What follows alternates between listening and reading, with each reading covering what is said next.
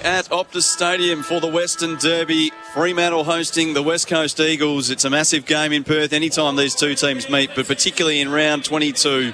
Just 2 games remaining for these two sides, and it's a must-win for both teams looking at the results across the remainder of the weekend. So everything on the line for the Eagles and the Dockers. Hello and welcome to the AFL Nation pre-game show for the Beaumont Tiles Trade Club. Dave Lindsay with you in commentary here on AFL Nation, and joined by Premiership Eagles player. He's played 19 of these Western Derbies. Quentin Lynch, it's always a special day, Lynchy. Oh, Dave, yeah, it is. And obviously today, as you pointed out, a very important day for both clubs and a lot on the line. So we're in for a good game, I feel, and what are the best conditions we've seen for footy over this side of the country for a while. It has been a while. We're due a good day, and we've got a good one. The weather report for Fujitsu, Australia's favourite air. When the temperature hits you, just get a Fujitsu. The forecast top temperature of 22, we've reached that. We're sitting at 22 degrees at the moment.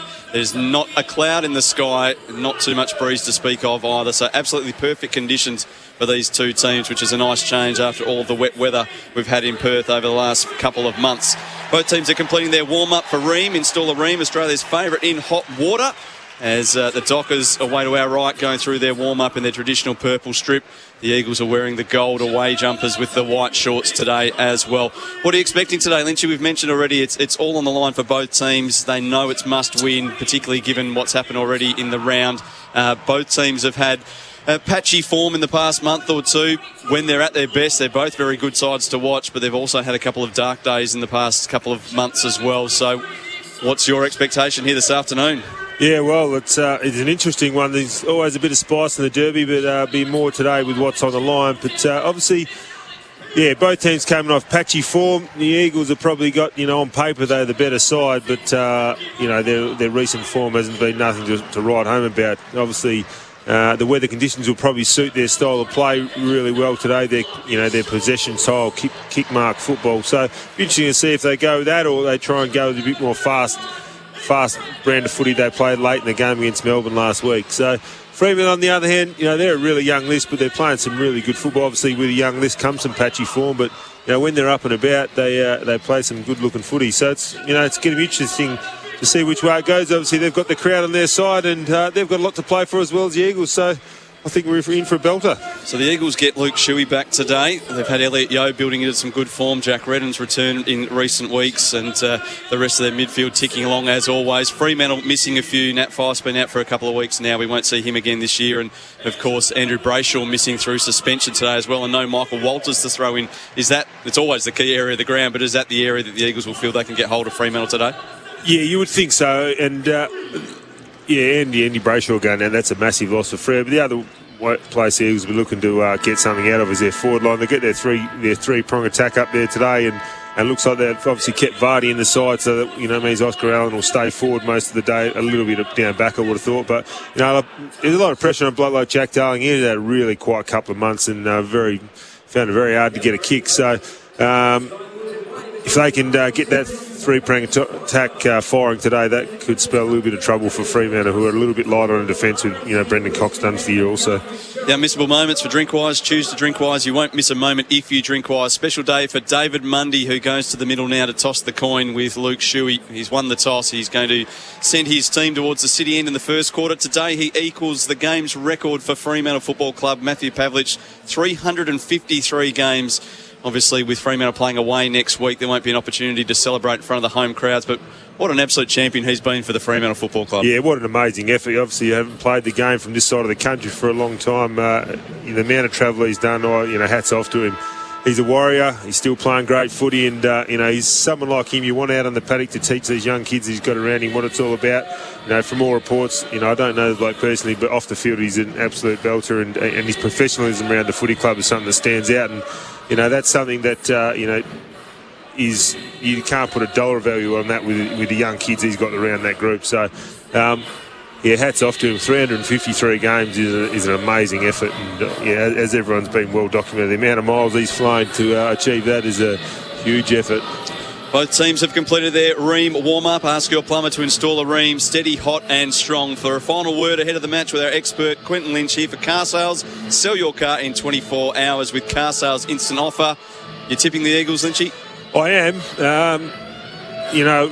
as I said, on paper, I should think they should win this by 6 or 7 goals. But on form, a win will be just a good start for them. Obviously, they have to win to stay in the 8 tonight, so everything is on the line for them. Fremantle, they need a win to keep their mathematical chances alive. But I do tip the Eagles, but I think it'll be a bit closer than it probably should be.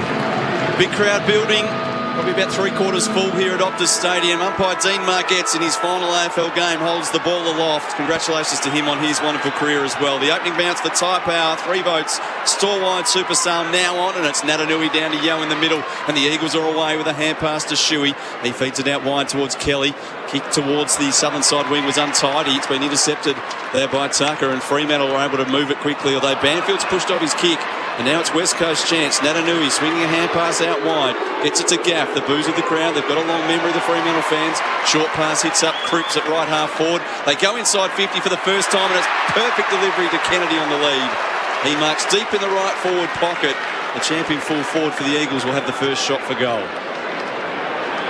Yeah, obviously a sloppy kick coming there from Tim Kelly, but a little bit of pressure on the ball from the Eagles to follow that up and cause the errant kick by Bailey, I think it was, and gave the chance to the Eagles to get the ball back and find Joshy in the pocket. The bright sunshine here today. Kennedy out onto his left boot, hooks it around the corner for the first goal of the game. Inside 1 minute on the Makita Rulli Outdoors clock. And on that scoreboard for Tyre Power, your trusted tyre experts, West Coast, get the opening goal of the game through Josh Kennedy. Just a minute here on AFL Nation, our expert for car sales. Everything you want to know is Quentin Lynch. Yeah, not a bad start from Big JK. Obviously in doubt all week with that knee injury he picked up last week, but obviously the knee's not strapped, and the way he moved there, he looked very good, and what a nice snap on his left foot. Something I wish I could have done in my day. I'm going to start for Fremantle fans. They've not enjoyed Western Derbies over the last 5 or 6 years. It's 11 straight to the Eagles. Yeah, we'll speak about this during the week. 2015. Yeah, they go on a lot of in runs. In my early days, we used to get spanked, but they go on long runs at the moment, these boys. And 2016, that's a long time ago. There's only 2 Fremantle players out there today that have played in a winning derby. Dave Mundy, obviously, and Matt Taberner, the other one. So in the middle, key ruck duel today. Darcy wins this tap. Gaff off the wing, collects. Hand pass back out to Shuey. Second touch already. Hand pass to Natanui. He's caught by Darcy. Just got the ball out in time. Shuey cleverly just soccers it into the space in front of Kelly. Hopping up at half back, gives it off to Witherden. Comes inside with his kick, puts his team under a lot of pressure. Well done by Fremantle. Collier picks up the loose footy. 60 out, puts it deep forward, but there's no one home. McGovern allowed his opponent to just trail up the ground. He took the uncontested mark. The kick to the wing was untidy as well. Cripps was knocked over and he's a bit sore. Left shoulder, a bit of a problem for him early in the game. Pearce has it on the centre line. Hands it off to Young. Normally a beautiful kick of the football, and that's no exception. Wonderful use.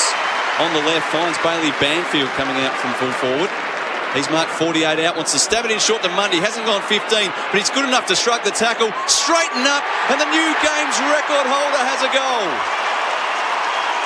Wonderful start for Fremantle, and they all get around Dave Mundy, drawing level with Matt Pavlich today.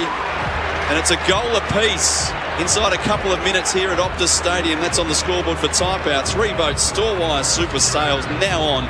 And Lynchy, we finally got some good weather in Perth, and we've got a fast start to this game. Yeah, it has. A couple of quick goals early and a little bit of biffo there after that one. But, pretty fitting. The bloke breaking the record gets their first ping on goal. And as we know, he's a pretty trusty kick on goal, and he's finished off nicely.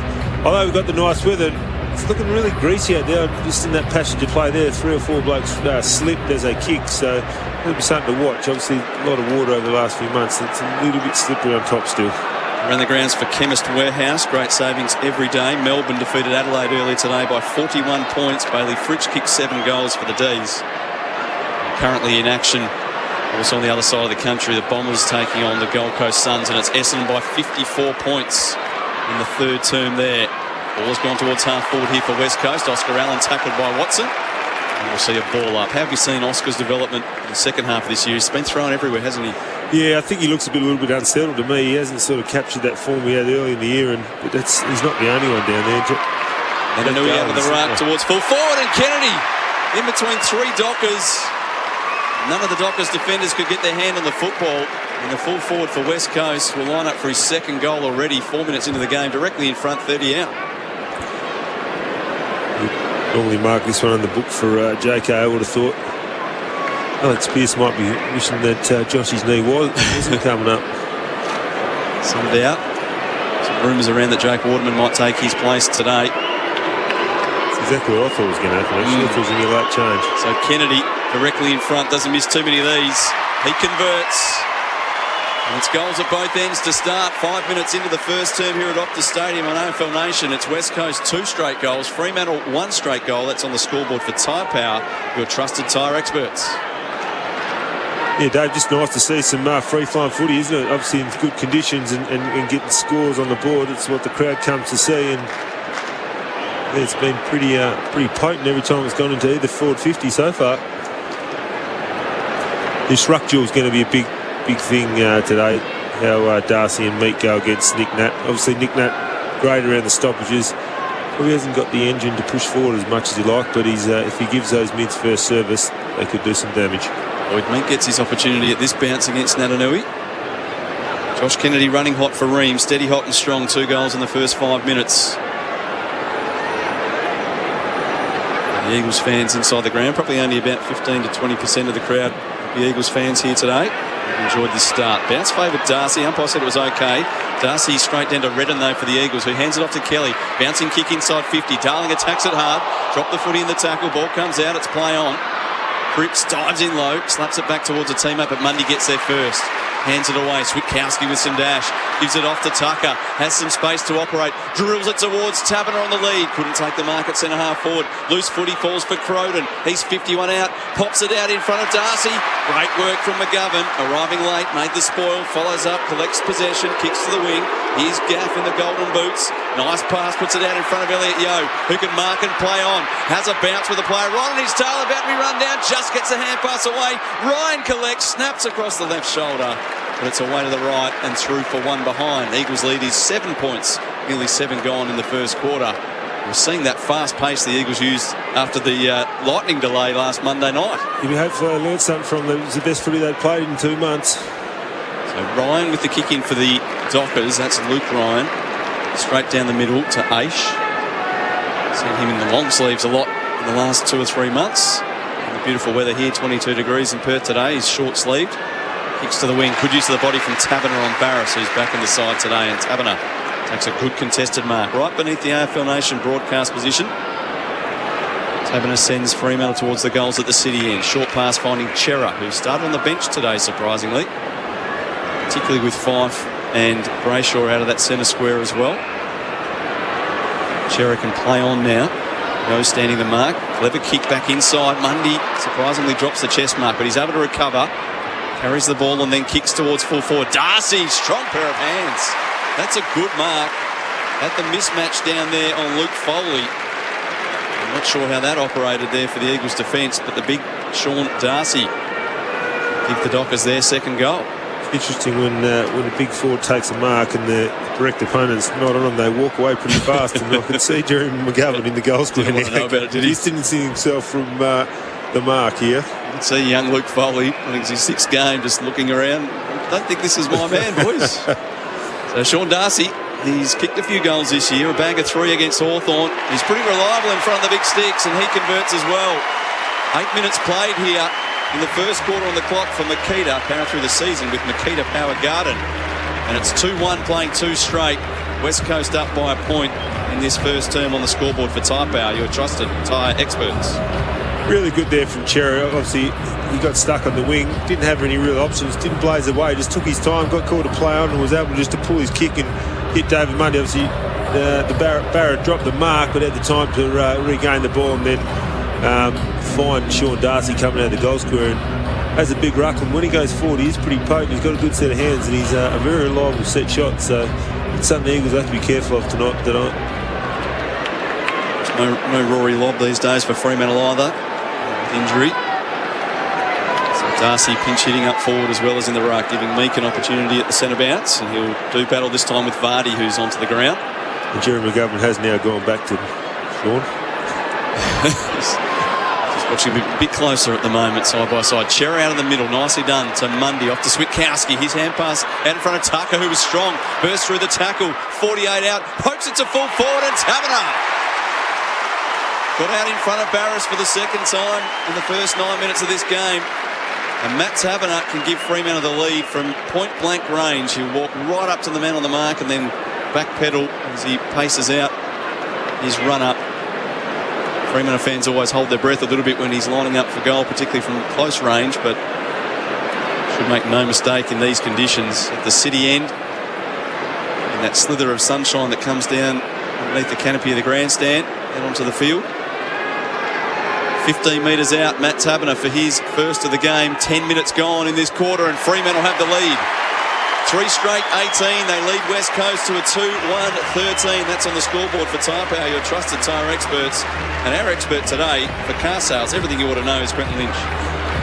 Yeah, once again, a clean centre clearance for Freo there and got the ball inside forward 50 quickly. And yeah, Tommy Brass, just you can see, just got a little bit of rust in him from a few weeks off. He's just not judging the ball in flight as well as he normally would.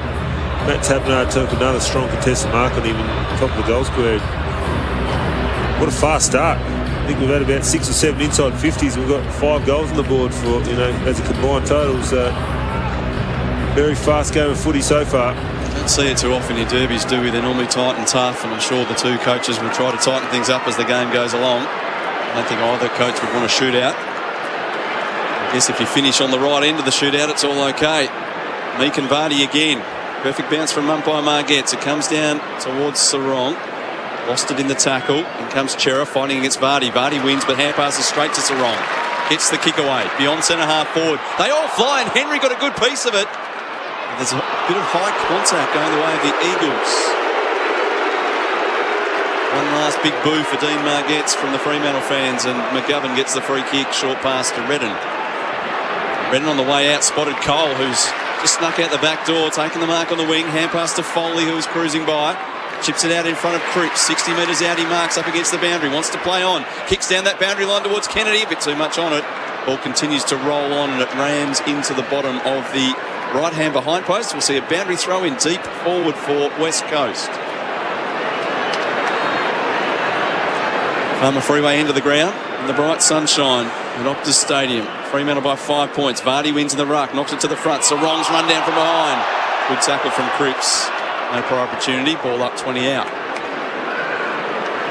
Let's hope the Eagles keep playing this brand of footy tonight. They seem to moving the ball quick and going forward more and not trying to look to slow the game and go backwards all the time. From the stoppage, Fremantle wins. Sarong gives it away to Young. Dangerous kick on the way out. Turns it over and Redden marks. He's at right half forward, 60 out. Lots of one-on-ones inside the arc. He kicks towards Kennedy, who dives forward for a free kick. He won't get it. And at the back, Hayden Young's taken a well-judged mark. He had too much carry on it for Josh Kennedy, who then tried to milk the free kick, but the umpire wasn't buying it. So he was at the Olympics. He certainly made the most of it. Young, good long kick out. McGovern flies almost.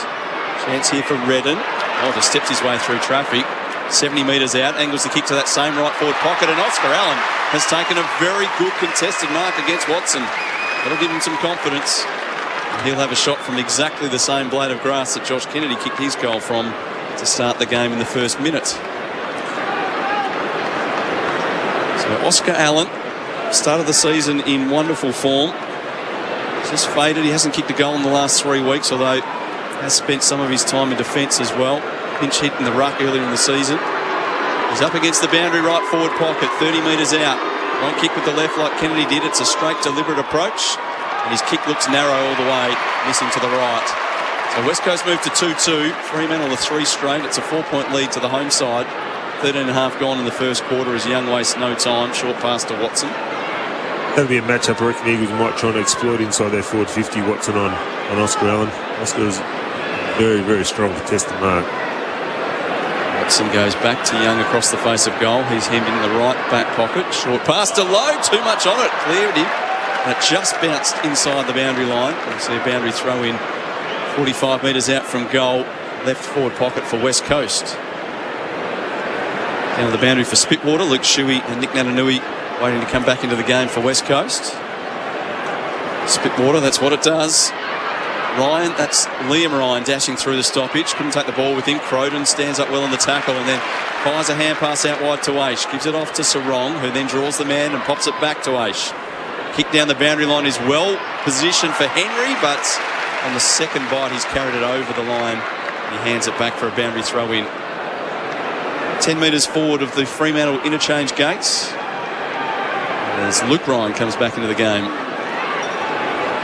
Short boundary throw in. Darcy takes clean possession. Hands it away to Sarong again. Kicks down the boundary line. Low for Tracy, who fumbles and knocks it over the boundary for a throw in now at high half forward in front of the Fremantle race. Dockers by 4 midway through the first term. On the scoreboard for Tyre Power. 3 votes. Store-wide super sale now on. Another short boundary throw in. Vardy knocks it straight back and gives the boundary umpire another opportunity to practice his work. It's their third time lucky, Seth. They've learned to come in a bit. Happens a bit these days. That's the players I'm talking about. The Rucks don't mind setting themselves well back. Around the grounds for Chemist Warehouse, great savings every day. Essendon giving Gold Coast a bath, 13-12, playing 3-6. It's a 66-point lead for the Bombers. Which is not great news for these two sides who are trying to fight out for a top 8 position. Fremantle go back inside their attacking 50. Big pack over the footy. Ball up, 40 out from the Fremantle goal. Great to see a big crowd in as well. You're around about 50,000 at the moment. Nananui wins it down in the ruck. Free kick for some high contact. It's going the way of Fremantle. Scuffle breaks out as well. Tim Kelly's been knocked over by Croden. Umpire won't reverse it. A few words from the men in the pale blue today, the umpires. Caleb Sarong is the man who'll get the free kick. And a big start to the game, Caleb Sarong, 6 possessions. No one's had more touches than Sarong to this point of the game. He's running hot for Ream. Ask your plumber to install the Ream steady, hot and strong. See if he can add a goal to his stat sheet. The 16-minute mark of the first term, Caleb Sarong. 6 goals, 9 for the year. He's played every game of the season. It's tight to the right-hand goalpost, but it swings through. 3 in a row for Fremantle. They lead it by 10 points. 16 and a half gone in the first quarter. It's 4 straight 24. They play West Coast. We're trailing now 2-2-14. That's on our scoreboard for Tyre Power. Your trusted tyre expert, Quint Lynch, is our expert today for car sales. Yeah, Fremantle off to a flyer in this one. Been very accurate in front of goal, obviously, and taking all their opportunities. Obviously, there's a little bit of argy-bargy around that stoppage where the free kick was pulled out for Sarong, but he's gone back. He's had a hot start to the game, as you said. Gone back and nailed that, snuck it in the top right corner. But they're up and about the Dockers. They can sniff an upset.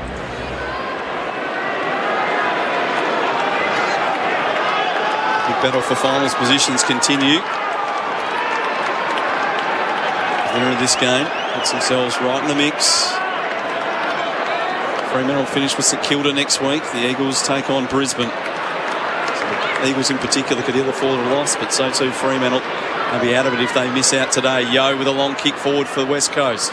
Towards half forward. Darling has it knocked away from him. Here's Mundy from centre half back. Beautiful kick out towards the southern wing, and Schultz marks.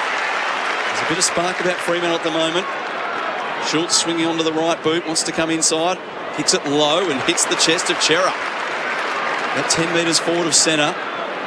Adam Chera angles his kick towards the pocket. Blakely! An unlikely target sneaking forward. He's taken the mark 40 metres out from goal. The angle a bit better than 45 degrees. Fremantle keep finding options up forward at the moment, Lynchy. Yeah, they're just lowering their eyes. They're not blazing away. And even that kick coming in board there, they held the kick and held until the last minute. They saw the little option inside to Chera, and Chera was able to turn. And instead of just kicking it long to a contest with the Eagles of prey on their Brasses and the McGoverns to come up third man up, they just pulled it short and found a mid drifting or a half forward drifting inside forward 50. Blakely tugging the kick to the left, behind. 11 points the lead for Fremantle. He's with it and will take the kick in. He runs his full distance. Looking for Natanui. Up in front was Weston. Got a good piece of it. Didn't take it though. Didn't hang on. Throw in at left, half forward. Fremantle fans thought that perhaps he held on long enough, but needed to do more to convince the umpire. 4-1 to 2-2 on the scoreboard for Tyre Power, your trusted tyre experts. Natanui beautifully down the rack towards Yo. Hands it off to Gaff, who falls over. Loses the footy. Shuey dives in, trying to slap it up the boundary line. Didn't get much hand on the footy, and we'll see a throw in between wing and half forward now. Ticking down towards time on in the first quarter. That's on the clock for Makita, ruled the outdoors. Fremantle by 11. throw in. Meek just pushed out the way by Natanui, who wins in the ruck, and then Blakely slung fiercely into the ground by Elliot Yeo. And the umpire saw it that way, a dangerous tackle free kick. And Connor Blakely will get the free for Fremantle. On the southern side wing in the sunshine, kicking into the shaded area at the city end. Decides to send it long towards the left forward pocket. Tapping at the target. Has Shepherd from behind, watching him closely and knocking away. Throw in 50 metres out from the Fremantle goal. 20 minutes gone first term, 11 points to Freo. Definitely been an instruction to the Fremantle players not to kick long to the top of the goal square, playing into the hands of the McGovern types. That they're really trying to find a forward coming at the ball at every option. Meek doing a lot of ruck work in this first quarter. Natanui wins it down to Sheed, feeds it out the back door, gets it away to Shuey. His hand pass to Yeo, and now they're away. Although the kick from Gaff is ordinary. Into the middle it goes, chopped off by Young. He angles his pass again to that left half forward flank, and Schultz marking on the lead. Almost up against the boundary line. He'll have to have a shot from 50 metres out. Tough position to kick from, but their movement of the football for Fremantle has been pretty slick. Very slick. This 5 or 6 marks inside forward 50 now, I would have thought. So Lockie Schultz, he's kicked 20 goals, 15 this year. Take his absolute best effort from here. Just runs around a little bit to gain a bit more distance on the kick, and he swung it long, but swinging it to the left as well. So a 2-goal lead to Fremantle, 4-2 playing 2-2. 21 played in the first quarter. Let off the hook there, the Eagles. Poor kick by Gaff. Unusual for Andrew Gaff. Mistakes like that, but a couple of mistakes early in today's game. Here's Petruccelli at half-back for West Coast. Feeds it back again to Nelson, who then kicks to the wing for Shuey. Back into the side today for the Eagles. Carries the footy 10 metres and then kicks long. Hoping for Darling, getting back low, makes the spoil but couldn't knock it out of bounds. Darling keeps it inside the field of play. Kick inside towards the top of the goal square, but Watson controlled the footy nicely.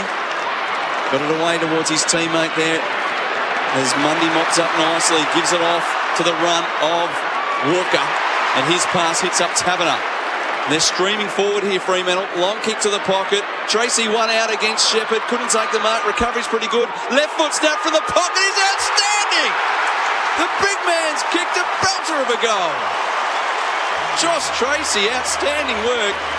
And Fremantle are out by 3 goals. They picked the last 4 of the game. And they lead 5-2, 32 to 2-2, 14. We're into time on here in the first term. That's on the scoreboard for Tyre Power, your trusted tyre experts. 4 goals on the bounce for Fremantle. Yeah, that's got to be a contender from goal of the day for Josh Tracy for instant windscreens. That was he was in the contest with Brad Shepherd. Brad Shepherd was scrambling, fell over in the contest, was able to regain the ball, Tracy, on the boundary line and off his left foot. Wowee, what a goal. They are up and about the Dockers and they are feeling it at the moment. Around the grounds for Chemist Warehouse, great savings every day. Melbourne beat Adelaide by 41 points today, and Essendon lead Gold Coast by 72. It's 14-12 to 3-6. Jake Stringer's kicked 5 for Essendon. Back in the middle, Natanui wins his own tap and then follows up, almost took possession. Yeo slapped it to the advantage of Shuey, steps through the traffic and then hands it back towards Redden. Long towards full forward. Vardy's deep, so too Kennedy. They all fly. Comes Luke Ryan, trapped the footy. Now he's on top of the ball. It spills out. Little soccer kick got it out towards Kelly for the Eagles. He went to ground wanting a free kick, didn't get it. Sarong strong. Kelly might have got into his back. Umpire watched all of that take place. Decided to let it all go. A ball up, 35 out directly in front of the Eagles' goal. Need a response here, West Coast. They're under the pump. Free kick in the ruck, holding on against Meek. And Nick Natanui will get the free kick. He's directly in front of goal. We'll need a kick from about 45 out. Yeah, just the arms around his waist there, Meek, on Natanui, and obviously that's the presence he has in those ruck contests. The other ruck will get a little bit nervous, but straight in front. This will take a good kick from the big fella. They need it. 3 goals, 7 this year, Nick Natanui. Played every game of the season. One of only 4 Eagles to do so. He's got underneath the kick. And he's pushed it well to the right as it just snuck in. No, it's out of bounds on the full. Yep. Fidji thought he was going for touch there. Yeah. There wasn't much confidence in the run-up from Natanui. Yeah. Very slow approach and got right underneath the kick. Not what you want from one of your leaders when you desperately need to get a goal. So Griffin Logue brings it back into play. Kicks for distance. Collier waiting down. Now becomes the tackler on Kelly. And the umpire with a quick whistle this time. Ball up at right half forward for West Coast. Umpire wastes no time. Meek continues in the ruck. And he's beaten again by Natanui. Into space for Redden. Delivers towards Ryan. Nicely done. Liam Ryan leaping into the air takes the mark opposed to Luke Ryan. And Liam Ryan will have a shot for goal from the right forward pocket. Tight angle about 45 degrees, 30 metres out. The Eagles, who've conceded the last 4 goals, certainly need one. Yeah, this should be bread and butter for Liam Ryan. This is what he's in the team for, and obviously comes back today and be looking to get on the scoreboard early, but desperately need one to stem the flow. A little bit of a stop-start season for Ryan. Some injuries and suspension to deal with. Normally very reliable in front of goal. And this kick looks okay off the boot. He snuck it in for a goal. Celebrates to the Eagles crowd at the Farmer Freeway end. And they get one back, West Coast. They needed it. Fremantle 5-2-32. Lead West Coast 3-2-20. That's on the scoreboard for Tyre Power. Your trusted tyre experts. We're 26 minutes into the first quarter. Here's Quentin Lynch on AFL Nation. Yeah, just centre clearances are becoming really important in this game. Obviously, Eagles win the last centre clearance, get it forward, and are able to lock the ball in there and obviously get that repeat effort, repeat entry and a shot on goal. So obviously that's always an important part of the game, but that was an important goal for the Eagles. They obviously Fremantle had scored the last 4 on the trot and were looking sharp, so pulls the margin back in before the quarter-time break. Zach Langdon, the medical sub for West Coast, just doing a few run-throughs down the boundary line. The medical sub today for Fremantle side is Brett Bewley. Neither of them called into action just yet. Back in the middle, Darcy has a crack in the ruck this time. Mundy collects the footy, well tackled by Yo. And the umpire blows the whistle to call for a ball up. You don't see too many blokes get out of an Elliot Yo tackle once he's got you. He's got your claws in him. He's got the taste for it over the last couple of weeks again, Elliot Yo. Here's Mundy coming out of the middle. He's caught by Natanui, somehow gets the hand pass away to Chera. Floats it over the top. Sarong's about to be run down, but he shrugs the tackle of Redden. Kicks towards full forward. Taverner! Used the body well to keep his opponent out of it and then doubled back to take the mark. Scuffle develops at centre half forward for Fremantle. Redden and Banfield involved. Meanwhile, Matt Taverner will go back and have a shot for his second directly in front, 25 out. If you're a Fremantle player, then you get out of that scuffle right now, don't you? Your boy's kicking for goal. Yeah, exactly. There's no point getting it reversed. And, geez, these tall forwards of Fremantle look dangerous and the ball's coming quickly to them. The West Coast defenders have been all at sea down there, and this will be a quick reply if you can nail this one. They haven't been great starters throughout the season, Fremantle, just winning 8 first quarters, but this has been a great start today, and Taverner kicks his second. Fremantle 6-2-38, West Coast 3-2-20. That's on the Tyre Power scoreboard. Your trusted tyre experts. We've played 28 minutes in the first quarter. 2 goals to Taverner, 1 to Darcy and 1 to Tracy. The big, tall man up forward for Fremantle posing some real problems. Yeah, I did mention the Eagles' tall 3-pronged forward line in the before the pre-game, but it's the Dockers one that's doing the damage so far.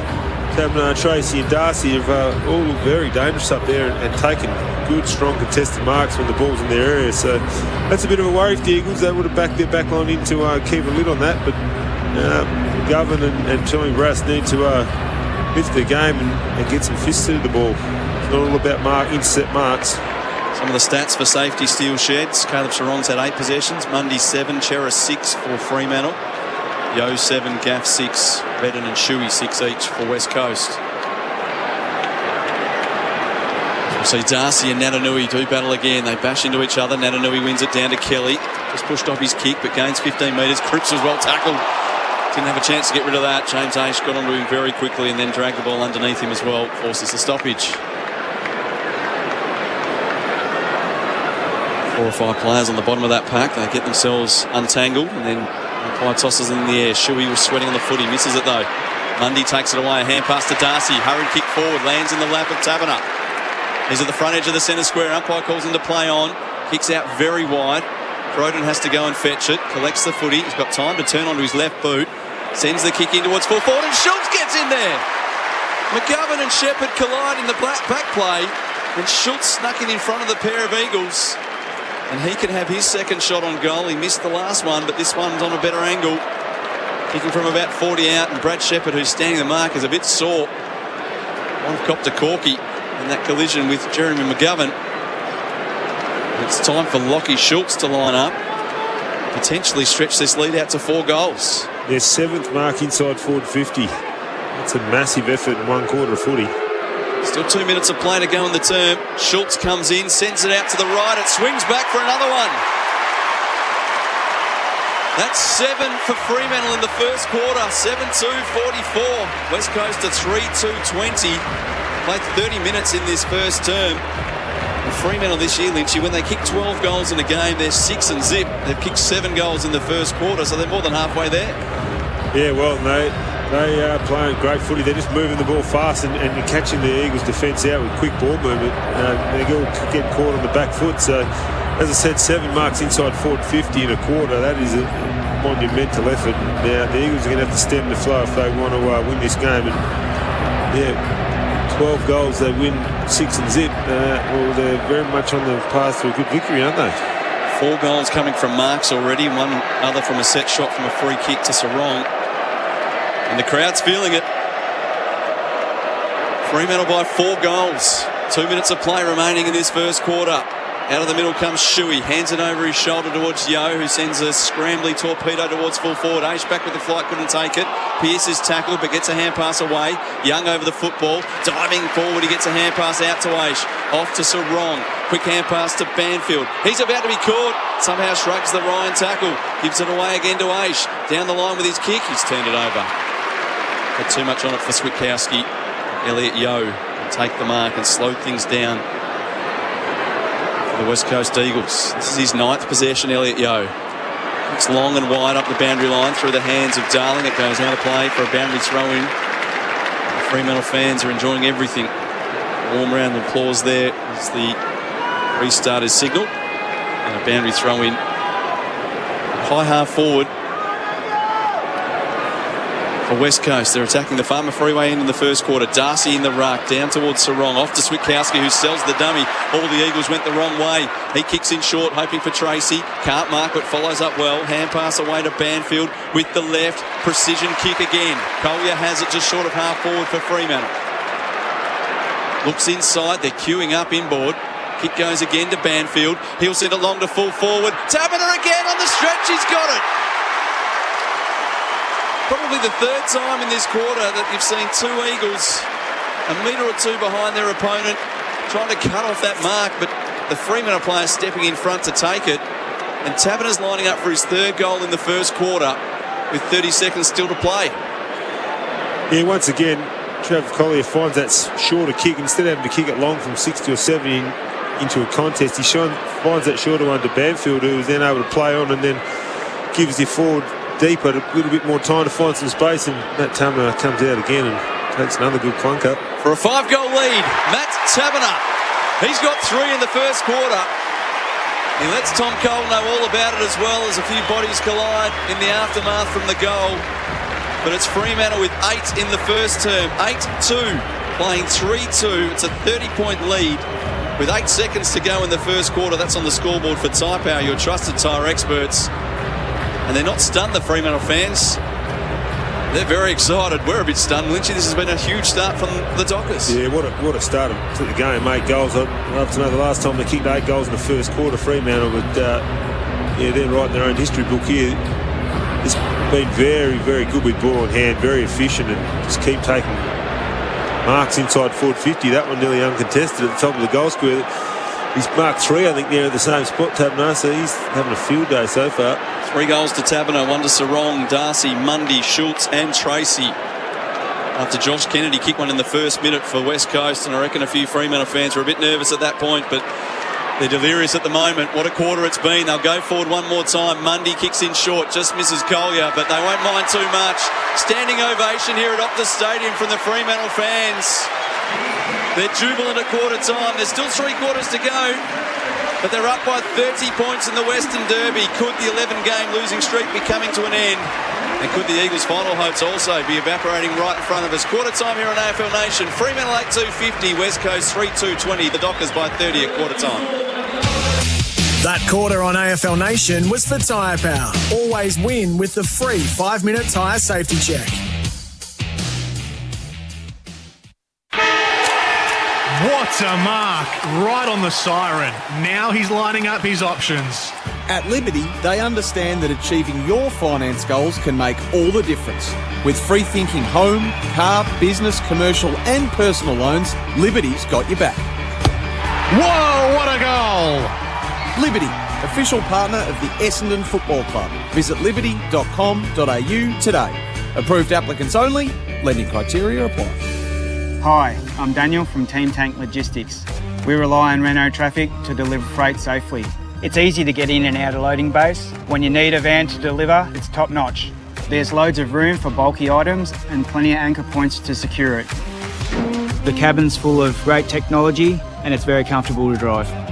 They're really fuel efficient and we get plenty of Ks out of a tank. Renault Traffic, now available with a 5-year easy life ownership. That's my business. It's my van. Bob and Andy here to talk about Four Pines, the official beer of our drive show. Just like our show, Four Pines and their beers are filled with real characters. Taking the Pacific Ale, full-bodied with Aussie hops and flavours featuring passion fruit, pineapple and pear with a smooth, dry finish. The pale ales are cracker too with flavours of grapefruit and pine balanced nicely by a smooth, bitter finish. Four Pines venues across Victoria offer delicious tasting beers and burgers. Check out fourpines.com.au to find your nearest venue. Hard Yakka is known for making tough look good. And their new men's and women's winter range is no exception. Check out the new winter staple, the Zooty, your all-in-one hoodie and jacket, available in checked grey, red and watermelon. Or the new Ripstop cargo pant, available at hardyakka.com.au and available stockists. Hard Yakka, for a new breed of Aussie legends. It's a dirty job, but someone's got to do it. Are you living a life of grime and grime doesn't pay? Get rid of it fast with Spitwater, Australia's #1 pressure cleaners. Right now, the tax man is on your side too with the instant tax write-off. Instant clean, instant write-off. Get it? Be quick or you won't get it. Clean to the max and get the tax. Call 1-800-SPITWATER now. That's what it does. Hello home buyers, Greg Alexander here. Buying property is more competitive than ever. So if you're tired of missing out on the properties you want, take a new approach with UPIN. The UPIN property app gives you back the buying power.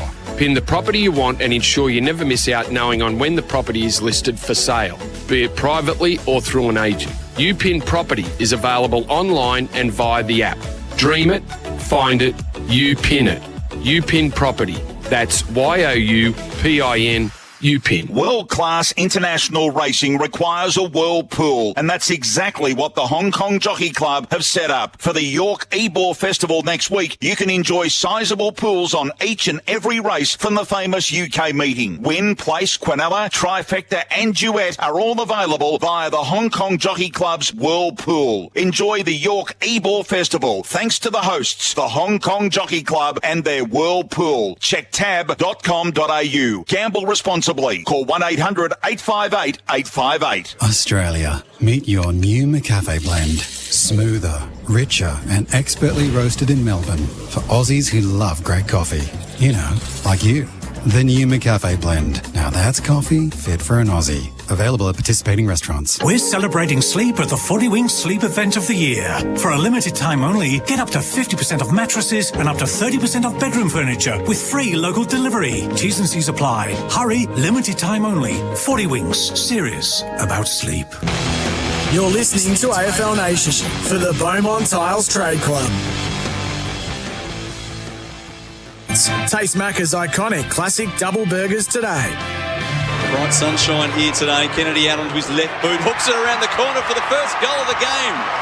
He's marked 48 out, wants to stab it in short to Mundy. Hasn't gone 15, but he's good enough to shrug the tackle, straighten up, and the new game's record holder has a goal. And Kennedy directly in front, doesn't miss too many of these. He converts. So Sean Darcy, he's kicked a few goals this year. He's pretty reliable in front of the big sticks, and he converts as well. They were the highlights for McDonald's. Taste Macca's iconic classic double burgers today. Dave Lindsay and Quentin Lynch here on AFL Nation watching Fremantle and West Coast. The Dockers lead by 30 points at quarter time. 8-2-50 to 3-2-20. Lynchy, what a stunning start from Fremantle. Well, I'm a bit shell-shocked myself. Look, they were slick with ball in hand. They found targets inside forward 50 and they finished off well. So they've taken it up to the Eagles. Obviously, put 5-goal lead on now. And obviously, I think it's their second best start in a derby since the last time they won, which is a bit of an omen for them. The Eagles just had no answers. They couldn't combat their fast ball movement. And they looked all at sea down back with the ball coming at them fast, the Eagles. And they'll be looking to right the ship real quick in this start of this second quarter. This game could get away from them. Yeah, live ladder puts the Eagles outside the 8 right now, with Essendon giving the Gold Coast Suns a toweling as well. Opening bounce for Taipei for the second quarter, awarded Kenstar Blues most satisfied customers again. The umpire will need to do it again after his bounce went a little astray. Do you reckon the umpires get nervous at the start of every quarter? Yeah, it's a big one for him. Natanui jumps into Darcy, wins it down handsomely towards Yeo, who goes to ground wanting a free kick, won't get it. Fremantle march out the centre of the clearance again. Chera from the front edge of the centre square goes long towards full forward, but well wide. And Barris gets back to mark right on the boundary line, I should say. Just outside the left-hand behind post. Farmer Freeway end of the ground, that's the end. Fremantle will attack, and the kick back into play as Tabata marking it uncontested. He's got 3 goals already, the big Tab. Goes very short to Chera, and he marks 49 outs, and we've just seen that he can get the journey from long range. Not a finger pointing going out there by the Eagles already. Everyone looking around and whose man's this, whose man's this. It's not a good look. Seen some mismatches already in the Fremantle forward line. And Foley had to man up on Sean Darcy at one stage. A lot of grass guarding again from West Coast in defence.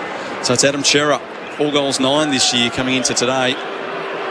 This from 52 metres out. It's a wonderful looking kick off the boot. The goal umpire barely has to move. Barris leaps on the line, but he won't get there. Another goal for Fremantle. 8 goals in the first quarter and a goal after 80 seconds of the second. 9-2-56 to 3-2-20 on the scoreboard for Repco authorised service. For expert car service you can rely on, visit repcoservice.com. Our expert today on AFL Nation for car sales, everything you want to know, is Quentin Lynch, and it's more of the same, Lynchy. It is. The Eagles, as I said just before, they were a little bit of finger pointing going on before. Then when Taberner took that mark, and then, you know, all the mids are standing around guarding grass, and then Chera just stands there and takes an easy mark and goes back and finishes very nicely from 50. That's a great kick from the midfielder. This could get away from the Eagles real quick.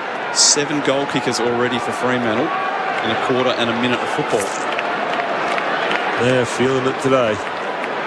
Some stats for safety steel sheds we'll bring you up to date in a moment, but Sarong, we can tell you, has more possessions than anyone on the ground. He's got 11. Cherry out of the middle again, gets a hand pass away.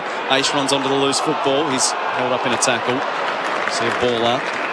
Sarong 11, Mundy 10, Chera 8, Tabana 7, including 3 goals, and 7 for Banfield. Well, for the Eagles, it's Yeo with 9, Shuey with 7, Gaff and Redden with 6. Nothing opening up after that restart. We'll see another ball up. Close to the southern side wing. The Rucks lock up. Darcy wins it with a big fist forward. Switkowski slaps it even further ahead for Fremantle. Gets him inside the arc. Redden under pressure going backwards. Hand pass to Oscar Allen, who fumbles, then brushes aside a tackler once he regathers the football. Yeo receives from Redden, then kicks to a contest on the wing. Here's Darling. Barely sighted in the first quarter. Gives it off to Edwards, who certainly didn't have any influence in the first term. Now Shepherd kicks to the wing and Sheed marks. Eagles starting to build. The kick very wide from Sheed. It's gone out of bounds on the full. He gets a nudge from Banfield, and he's given Banfield one behind the play as well. And the umpires didn't see it. Fremantle fans on that wing saw it. The same wing where there was an infamous little clash a couple of years ago in a derby. This one far more tame than that one. But Fremantle have the football in the left back pocket now. Blakely kicks across the face of goal to Luke Ryan. He kicks down the boundary line, and Liam Ryan intercepts, almost taking the mark. He controls the footy once it hits the deck, dodges around Tucker, kicks back into the pocket. Darling gives a good, strong fend off and takes the mark opposed to the undersized Watson. And now Jack Darling to line up for his first goal. Tight angle, left forward pocket, but it should open up for the right footer from about 25 out. Every time you need one of your big forwards to stand up and kick a goal, it is right now. Eagles are under siege. So it's Jack Darling. First quarter, just the one possession. He's had one early in this term. Steps out and swings it around, and he's missed. He's hit the post. We're about 20 metres out. It's going from bad to worse for West Coast. They're down by 35 on the scoreboard for Repco authorised service. Looking to play, Luperine goes short. Finds Toby Watson, left back pocket, City into the ground in the shadows. Umpire calls him to play on. Kicks it long towards half back. They set themselves. Barris in from the side. Swatted away from him by Meek. Banfield, who's been involved in a lot today. Hand pass up the line towards Aish. Clashes hard with Barris. Ball spills out. Meek's well tackled. Ball up. Shuey needs to get going, and Tim Kelly need to get going for the Eagles inside and give Yo a bit of a hand. He's playing a sole effort there at the moment. Meek and Natanui lock up this time. Banfield wins it off to Blakely. Quick hands to Aish, and then his hands release Sarong. Kicks in the middle for Collier. This is where Fremantle can open the game up again. He wants to go straight down the middle towards Schultz. Late arriving Foley. No interference there according to the umpire. Mark not paid. No free kick. Here's Redden. West Coast win it. Hand pass towards Shuey, who goes in low, gets the free kick for some high contact. That will not please the Fremantle fans who thought the initial free kick should have gone their way. Shuey wants to switch. Sends it to left half back. Oscar Allen, who's in defence at the moment, takes the mark and kicks short to Shepherd. Thought about giving the hand pass back to Allen. Instead, he kicks very short. Gets it to Redden on the sponsor's logo. Southern side wing. Kicks into the shadows. Liam Ryan on the lead. Elevates and then floats and takes the mark. Wheels around at left half forward. Punches it in low towards Darling. He's in between a couple of Dockers. Can't take the mark. Roving is Chera. Great vision. Kicked on the 45 degrees towards the left half back flank for Banfield, who put his kick out into space, but Gaff popped up out of the interchange gates. Switkowski ends up winning the football. Ducks under one tackle, no free kick. Caught by the second player, and it's holding the ball. Freo fans not happy at all with that one. They thought Grass got him high early, which they probably have a case. No need for commentary on that one. The crowd did the work for us. Lloyd Meek's taking an intercept mark here for Fremantle. Still a few boos ringing out around Optus Stadium. Lloyd Meek, left half back, kicks it back to the same spot on the wing. Tracy nudged out of it by McGovern, who then goes back and takes the mark. Directing traffic, he wants Gaff to move a little bit. The kick goes to Gaff, who loses it in the sun that just popped out in between the canopy and the grandstand. Has to go all the way back, almost to full back to Foley. Fremantle have covered things pretty well. Short pass to Cole, but there's no easy exit here. Tom Cole in the right back pocket will chip short. Jackson Nelson has it. Foley runs on to give a lead. Gaff gives another lead. He takes the mark. The crowd will identify Andrew Gaff every time, and then Tracy's knocked the ball out of his hands, so it'll be 50 metres. So the Eagles fans find a bit of voice. Andrew Gaff's kick now will be from just beyond the centre line. Kennedy starts moving up forward.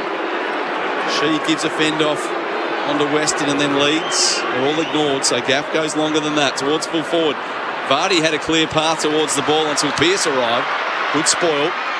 Liam Ryan close to the boundary. Logie's there, well tackled by Cripps. You'll see the ball tossed in the air by the umpire up against the boundary, 10 metres out. Just slow movement going inside the Eagles forward 50 and no real space for the forwards to lead in. Direct opposite of what Fremantle getting in the first quarter, and the ball was coming in fast and the forwards had space to move in. Plenty of purple jumpers around as Henry wants to kick the ball in here. Gives it off towards Luke Ryan. He's tackled and loses the footy. Now they step it over the line through Mundy. Boundary throw in against the right hand behind post. 35 points the lead to Fremantle. 8.5 gone in the second quarter. It's on the scoreboard for Repco authorised service. Boundary throw in. Vardy gets rid of his opponent. Hands it back to Gaff. He gives it off to Redden. Hooking it back across the left shoulder. It's a good kick, but it swings too far in the end. Another poster. 3-4 plays 9-2. It's 34 points the Dockers' way at the 9-minute mark of the second term. Chances gone begging there for Eagles as well. Set up that play, but just unlucky. Around the grounds for Chemist Warehouse, great savings every day. Essendon won by 68 points over the Suns. 98-30 the final score. Melbourne beat Adelaide by 41 earlier today. Fremantle have worked into the middle of the ground, and again they've got space to operate. Sarong puts it out in front of Tracy, slaps it over his shoulder, hoping that Tucker was there. Tucker was already trying to get inside 50 for the next kick. Eagles players arrive in number. Petruccelli's hand pass puts Allen under a lot of pressure. Can't handle the footy. Tucker does. Long towards full forward, and Schultz only had a step or two in front of his opponent in Cole, and that's all he needed. Takes a good mark on his chest. 30 metres out, right forward pocket. Lockie Schultz going back to have a shot for his second. Great pressure by the Dockers there on the wing. Obviously kept the ball alive, and were able to. The Eagles did get the ball back, but were able to keep the pressure on it and force the turnover. And once again found a forward inside forward 50, and the Eagles are all at sea. They are absolutely stunned at the moment. Lockie Schultz, 6 times this year he's kicked multiple goals. He makes that 7. 2 for Schultz, 10 for Fremantle, 10 minutes into the second quarter. 10-2-62. They lead the Eagles 3-4-22. It's on the scoreboard for Repco authorised service. As we say, 10 minutes into the second quarter on the clock for Makita Ruley Outdoors and our expert this afternoon, Quentin Lynch, for car sales. Everything you want to know. Yeah, everything going right for Fremantle so far. They can't do anything wrong, and obviously, as I said, they put a bit of pressure on the half forward there and won the ball back, and were able to find another mark inside forward 50. Just catching that Eagles defender just off his man a little bit. They go back and kick their 10th goal, not even halfway through the second quarter. This is an absolute clinic at the moment by Fremantle. 7 goals from Marks, Lynchy. They are up and about. 7 goals from Marks. Yeah, quick entries inside forward 50 is always, the Eagles are renowned for their defensive to set up their sort of web, they used to call it. But if you take the ball fast to them, it was always their Achilles heel. They could get caught out because they don't really play on anyone. They play loosely and try to cover the space. Darcy wins in the ruck, out in front of Sarong, hands it off to Mundy. They go forward again, tapping to the target, but Paris leads him to the footy this time. He can't take the mark. At the back is Shepherd for West Coast. Hand pass to Redden, back to Witherden. He lays it off by hand to Barris. Another short pass, just gets it to Foley. Tracy was bearing down quickly but couldn't quite get there in time. Another very short pass to Shepherd. Brad don't believe it meant 15, but the umpire says it's okay. We'll play that one. Shepherd comes back inside to Barris. All of these passes, the bare 15 metres and still in the left back pocket. Still in the danger zone, that's the problem. Kicks into the corridor here for Foley, who then switches it out wide for Witherden, marking on defensive 50, but Fremantle again have covered the exits well. Just a short pass up the boundary line to Allen. Started forward today, but had to be swung into defence pretty quickly. The avalanche of football that was coming into the Eagles' defence. He kicks to a 1-on-2, and Hayden Young, standing in front of Vardy, takes a good mark. Vardy gives the umpire a fair old spray, believing he was interfered with behind that contest, but the smaller man in Young able to take the mark. Goes short to Aish, and then Aish will go backwards to Hayden Young again. As a ruckman, you just got to bring that ball to ground, at least give him a chance to win the ball back. And see a mark to a small in front of you. As a coach, you'd almost be prepared to give away the free kick there, wouldn't you? And just let Hayden Young know. Just got to bring that ball to ground. Fast switch across to the outer side from Fremantle, and Henry Marks on the lead. He's at right half back. 40 points is the lead to Fremantle. We're expecting a tough, tight contest between these two sides. Fremantle enjoying the bright sunshine and the dry weather. It's a nice change here in Perth, and they've played some fast footy, though. They've turned it over on the wing. Tom Cole away here for the Eagles, short towards Darling, who marks. He's at left half forward. A little bit of space inside 50, and he kicks neatly. Put it out in front of Jamie Cripps. And Cripps has the mark about 45 out, angle about 45 degrees left of centre. Did well there, Jack, because deeper than that, there was very few options. Liam Ryan was 1 out on 3, and with JK off the ground, so he had to find something, and Jamie Cripps presented well and was able to lace him out. Just his third touch for the game so far, Jamie Cripps. He kicks from 48. It's tight, left-hand goalpost looming. That's through from behind. Had a couple of opportunities this quarter, but haven't been able to convert. 3 behinds for the term. Fremantle have kicked 2 straight. Fremantle lead it by 39 points. The scoreboard for Repco authorised service. Down towards the bottom of the stat sheet, Dom Sheed 2 possessions today. One of those went out of bounds on the full. Kennedy just a couple of possessions. They were both goals though. Petruccelli 2 touches. Nelson 2 touches. Cole 3. There's a lot of Eagles players able to get their hands on the footy. To get their hands on the ball. Sheed might be looking at a week off too, I would have thought. They'll be having a look at a little gut punch he threw. Totally unnecessary. Going towards half back. Blakely has it knocked away by Nelson. They'll be throwing left half forward for West Coast. At least for their sake, they've had some field position recently. But running hot for Ream, over 80 years manufacturing in Australia. Caleb Sarong, 14 possessions. Jack Redden, the best for the Eagles, 14. Boundary throw in. Darcy gets rid of Natanui and wins possession at ground level. Sends the kick towards half forward. Henry just steps his way through traffic. Hands it away to Collier. He puts it into some space for either Tracy or Taberner. Barris leads in the race. Sockers off the deck towards the boundary. How will the umpires see it? Throw it in. Is it deliberate? Then we throw in at the Farmer Freeway end of the ground, 40 metres out from goal. Dockers fans are riding every possession at the moment. They'll be loving what they're seeing. They've suffered a bit over the last 4 or 5 years. 11 straight losses in derbies for Fremantle. It looks as though it's coming to an end today. The Eagles are going to have to turn it on in the second half to really change things here. Maybe they can start through Kelly at centre half back. Sends it towards half forward. Watson playing in front of Vardy. Did it very well. Just kept the body in front. Vardy fights on nicely though. Almost gets possession until Luke Ryan arrives in the nick of time. Gets the kick out wide to Banfield on the wing. Has a runner. Charging past him on the right-hand side. That's Blakely. He kicks to him. Blakely stabs it in low. Can't hit Taberner. Foley makes the spoil. West Coast might be able to rebound. Nelson puts a hand pass out into some space for Petrocelli to run onto at half-back. His quick kick to the feet of Cripps. Wanted the mark paid. Umpire didn't agree with him. Had time to recover and kicks it out in front of Liam Ryan. Fremantle getting back really quick and covering off, letting their defence up really fast. They're giving the Eagles no space in their forward half the ground to even play on when they look like moving the ball fast. Ryan to Cole by foot and then kicks to Witherden, and Witherden wants to switch. He's going to go all the way back to centre half back for Oscar Allen. He back pedals and marks. And kicks to our broadcast side wing for Shepherd, who drops a sitter. Short supplies the pressure, gets a smother on the kick. Gaff collects, hand pass back to Shepherd, puts him under pressure. He gives it back to Gaff once more, pokes a kick inside to Luke Edwards. It's all under pressure for West Coast, and then they have to slow again. Kick to Chewy. Chewy gives it off by hand. Running past is Cole. Kicks to the pocket. Good lead, Darling. Took a long time to get it forward, but they've engineered a shot on goal. Jack Darling from very wide out, 50 metres out from goal, will have a ping. Yeah, obviously the Dockers covering the corridor really well then, and Jack's had to lead very wide to get his hands on this one. Bailey Banfield and Kelly tangle as they go towards the boundary. Banfield's got under the skin of a few Eagles in the first quarter and a half today. Meanwhile, Jack Darling lining up for his first goal. This one earlier this term, 49 out, strikes it well, looks pretty good. Goal umpire doesn't move. Best goal for the Eagles. That one. Ends a run of 5 straight goals. It was 9 goals out of the last 10 for Fremantle until Jack Darling put an end to that. 10-2-62 Fremantle, West Coast to 4-5-29. We've played 17 minutes in the second quarter on the clock for Makita Rule the outdoors. And here's Quentin Lynch for car sales. Yeah, look, the Eagles were able to get a little bit of run forward to centre, and handball received to Tommy Cole and found Jack Darling there wide in the pocket. And Jack was good enough to kick a really tough goal. But yeah, it's little compensation for what's happened so far. They're going to need a couple in a row to get back into this before half-time if there are any chance in the second half.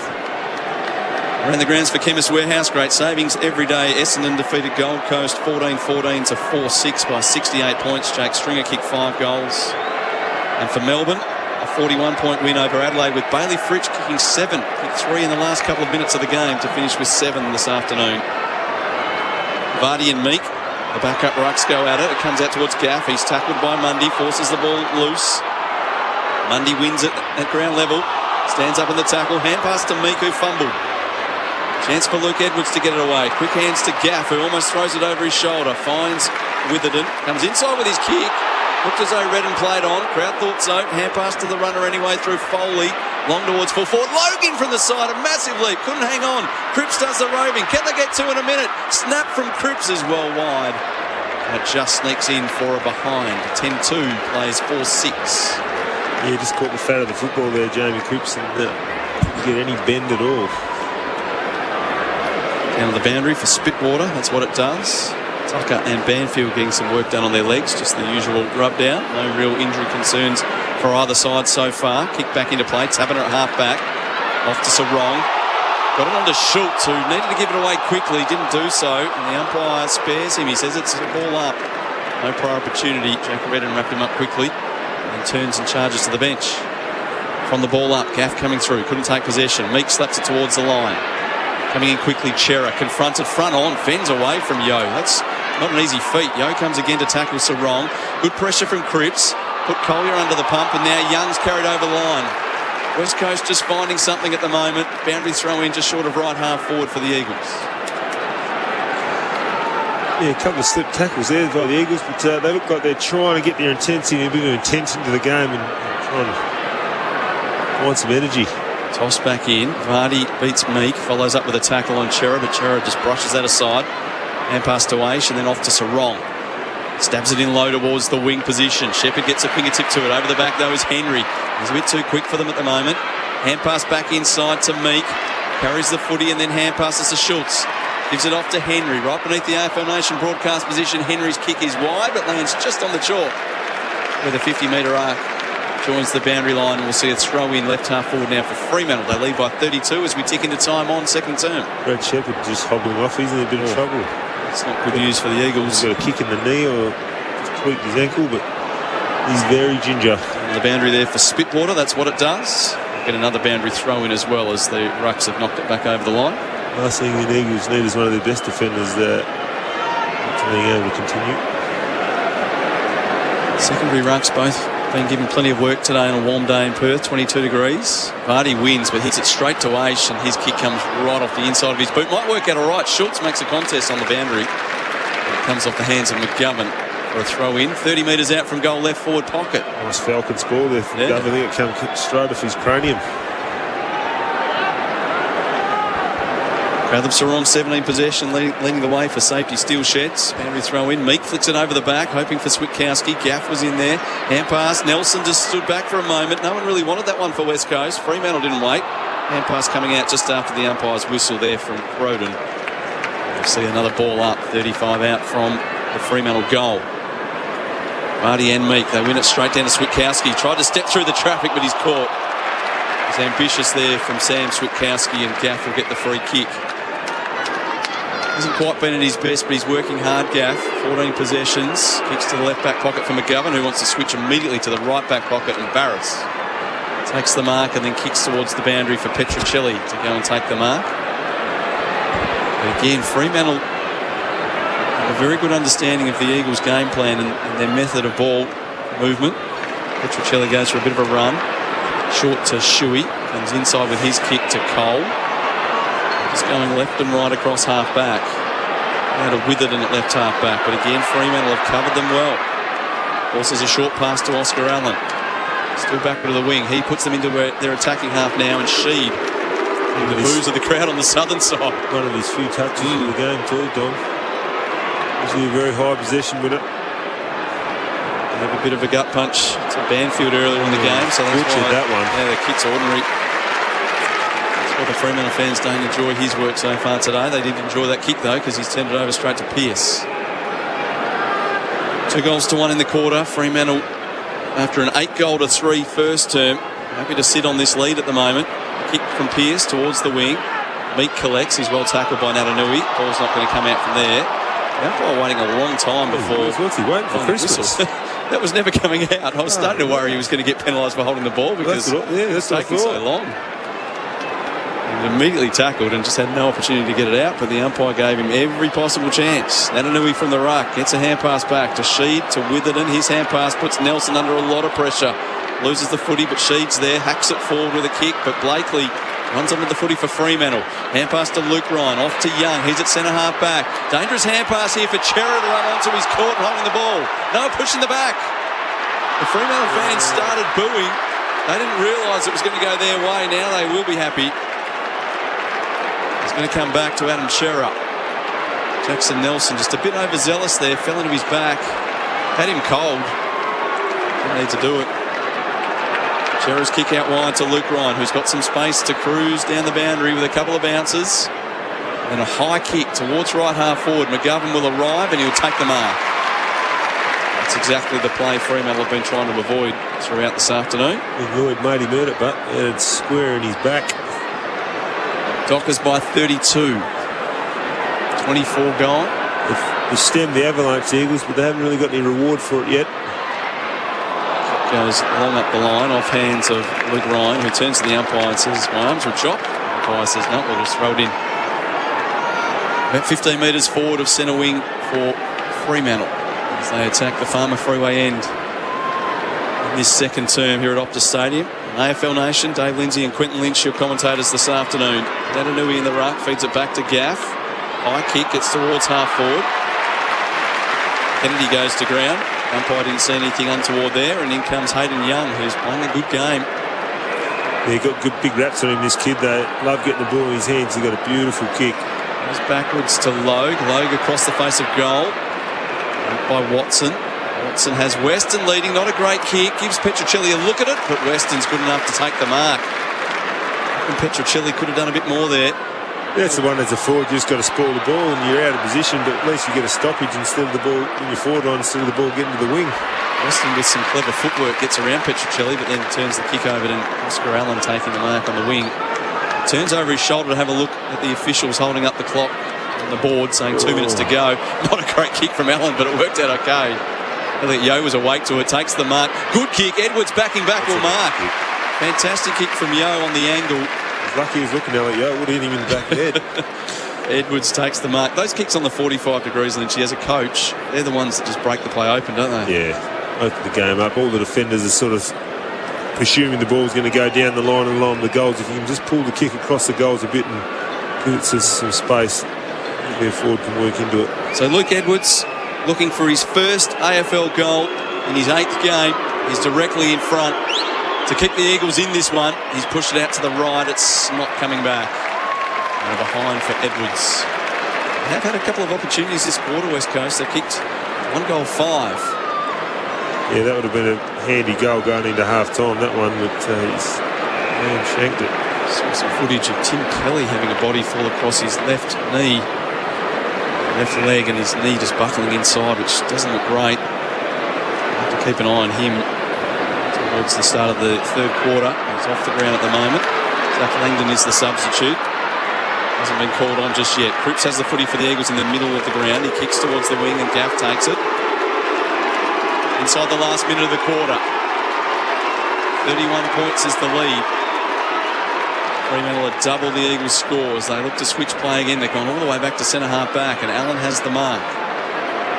A bit of time and a bit of space to operate here. Has the bounce and then kicks towards half forward. Jack Redden running hard onto the loose footy. Can't keep it in. See a boundary throwing it right half forward. They'll need a tiny bit of play from this stoppage if the Eagles want to score in before half time. 23 seconds. Ball about 70 metres out from goal. Fremantle players gone to ground. There's going to be a free kick. Fremantle players gone to ground down at full back. Pearce was lying on his back and the umpire in that area spotted it. And instead of the Eagles having the last opportunity, perhaps it's Fremantle.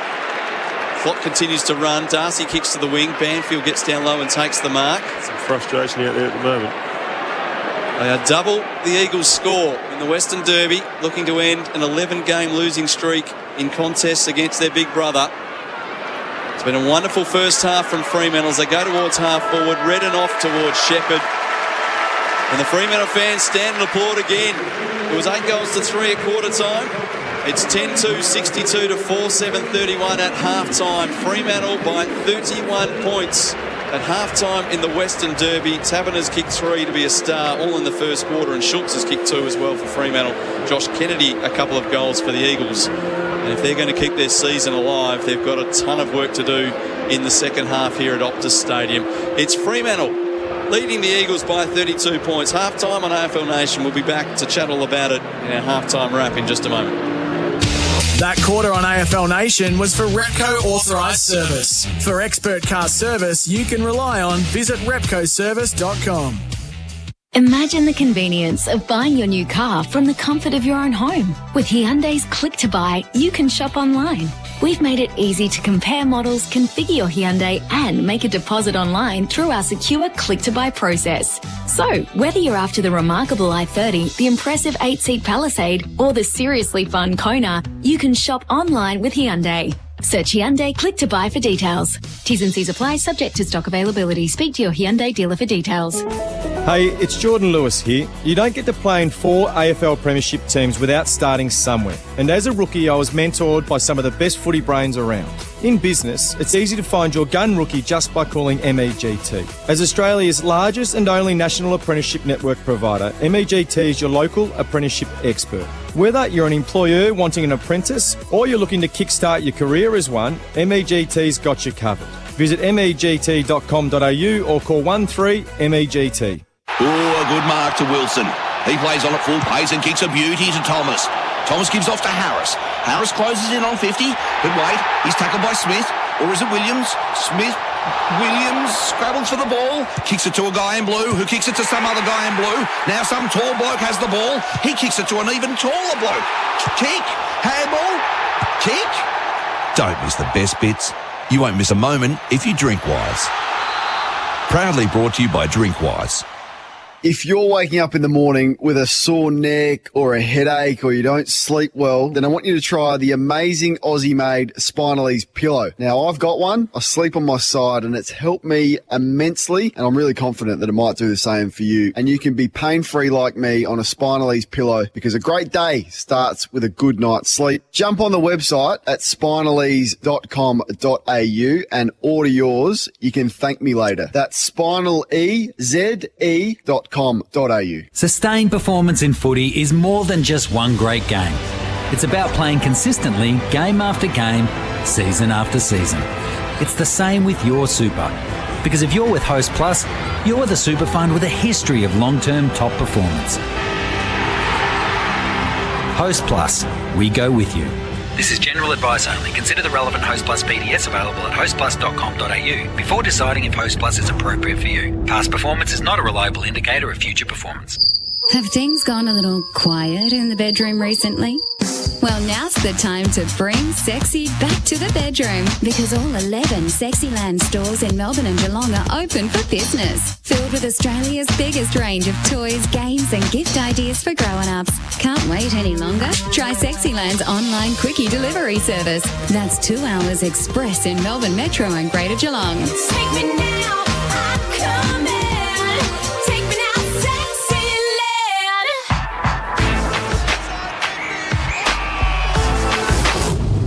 Chances are you've already heard a sports gambling ad today. Maybe there's even one coming up. It's enough to make you think everyone's doing it. And that's what you're expected to think. It's just not true. That's why every AFL team in Victoria and over 400 local clubs have joined us in saying no to sports gambling sponsorship. So what are you waiting for? Join the club. ilovethegame.vic.gov.au. Even after 50 years, we're still celebrating the classics at Macca's. So for our birthday, why not take our iconic taste to the next level? Party with a double quarter pounder, Filet-O-Fish, McChicken or Big Mac today. Available after 10:30am. You haven't seen garage doors like this before. Smarter, quieter, safer. Beautifully refined custom finishes with endless possibilities. 4D Doors. Garage doors redefined. Discover more at 4ddoors.com.au. You're listening to AFL Nation for the Beaumont Tiles Trade Club. Taste Macca's iconic classic double burgers today. So it's Adam Shearer. He's from 52 metres out. It's a wonderful looking kick off the boot. The goal umpire barely has to move. Another goal for Fremantle. Lockie Schultz, 6 times this year he's kicked multiple goals. Makes that 7. 2 for Schultz, 10 for Fremantle. Meanwhile, Jack Darling lining up for his first goal. 49 out, strikes it well, looks pretty good. Goal umpire doesn't move. They were the highlights for McDonald's. Taste Macca's iconic classic double burgers today, and it's time now for the halftime floor show for the Choices Flooring Ultimate Bedroom Style Guide. Out now. The Choices Flooring halftime floor show. Check out Choices Flooring's Room View program.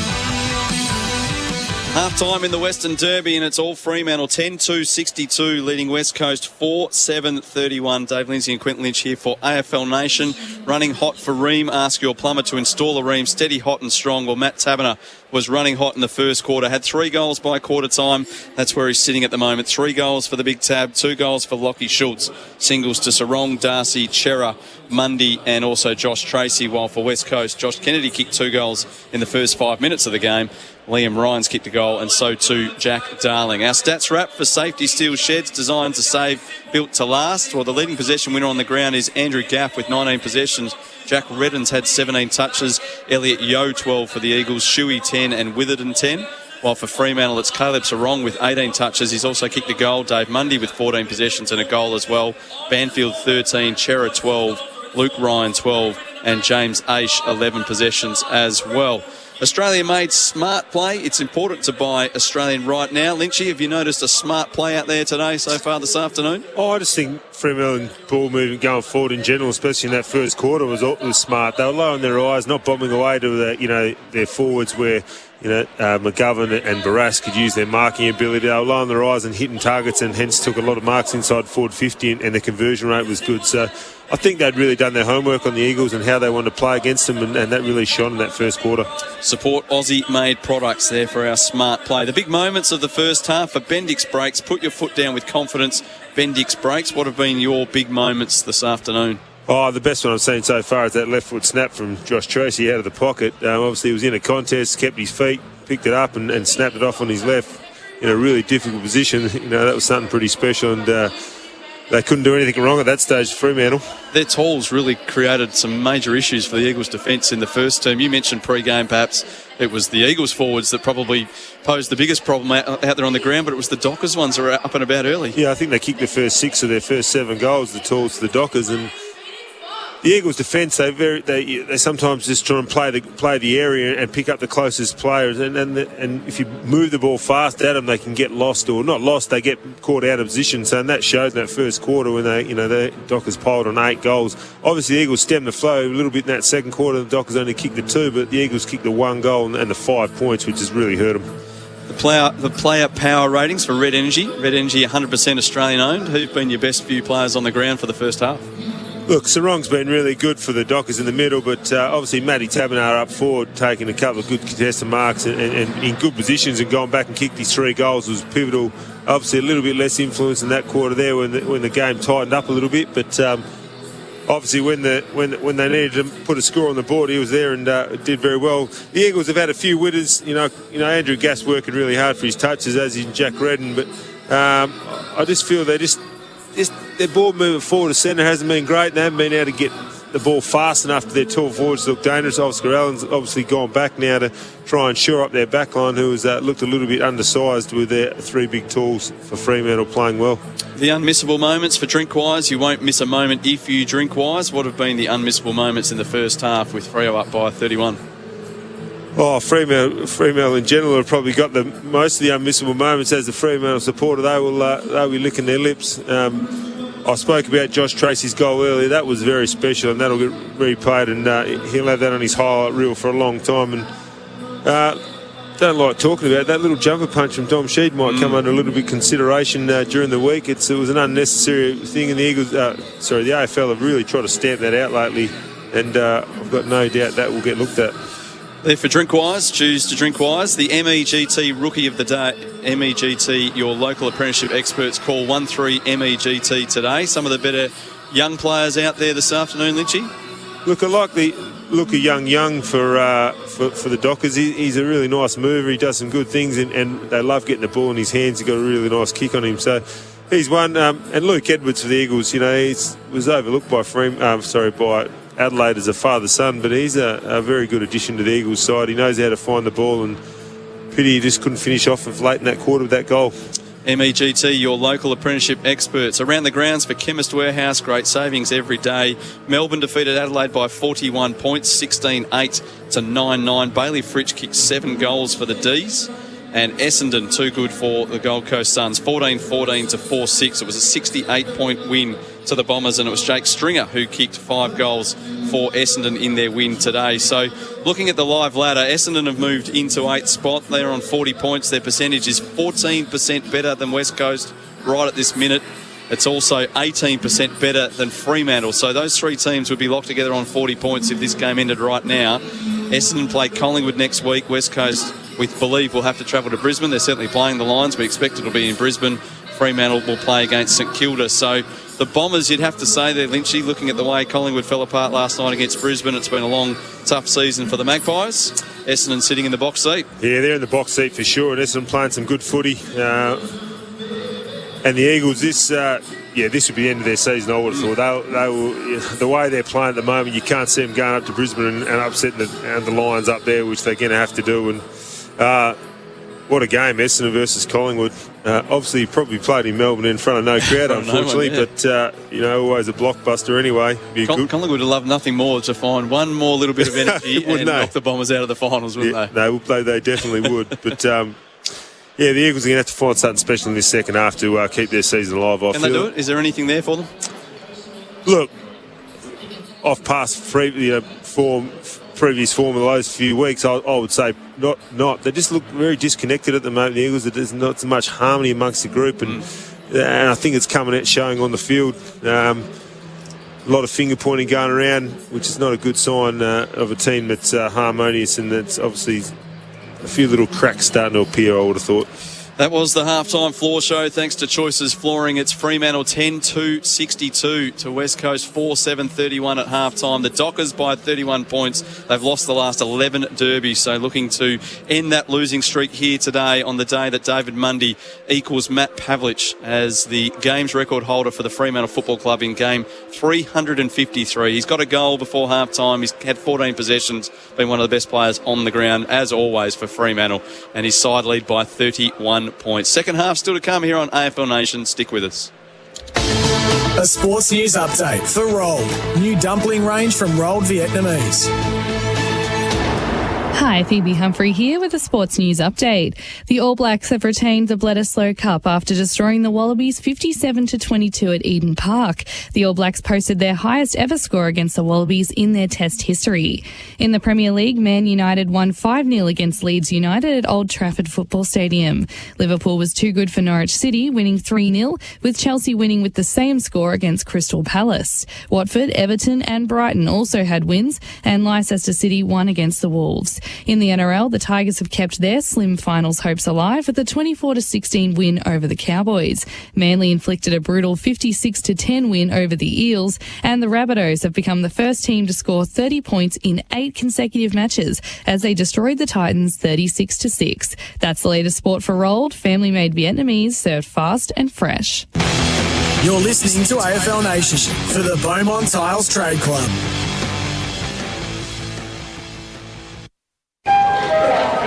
With destinations like the Great Ocean Road, your best adventures are right here in Victoria.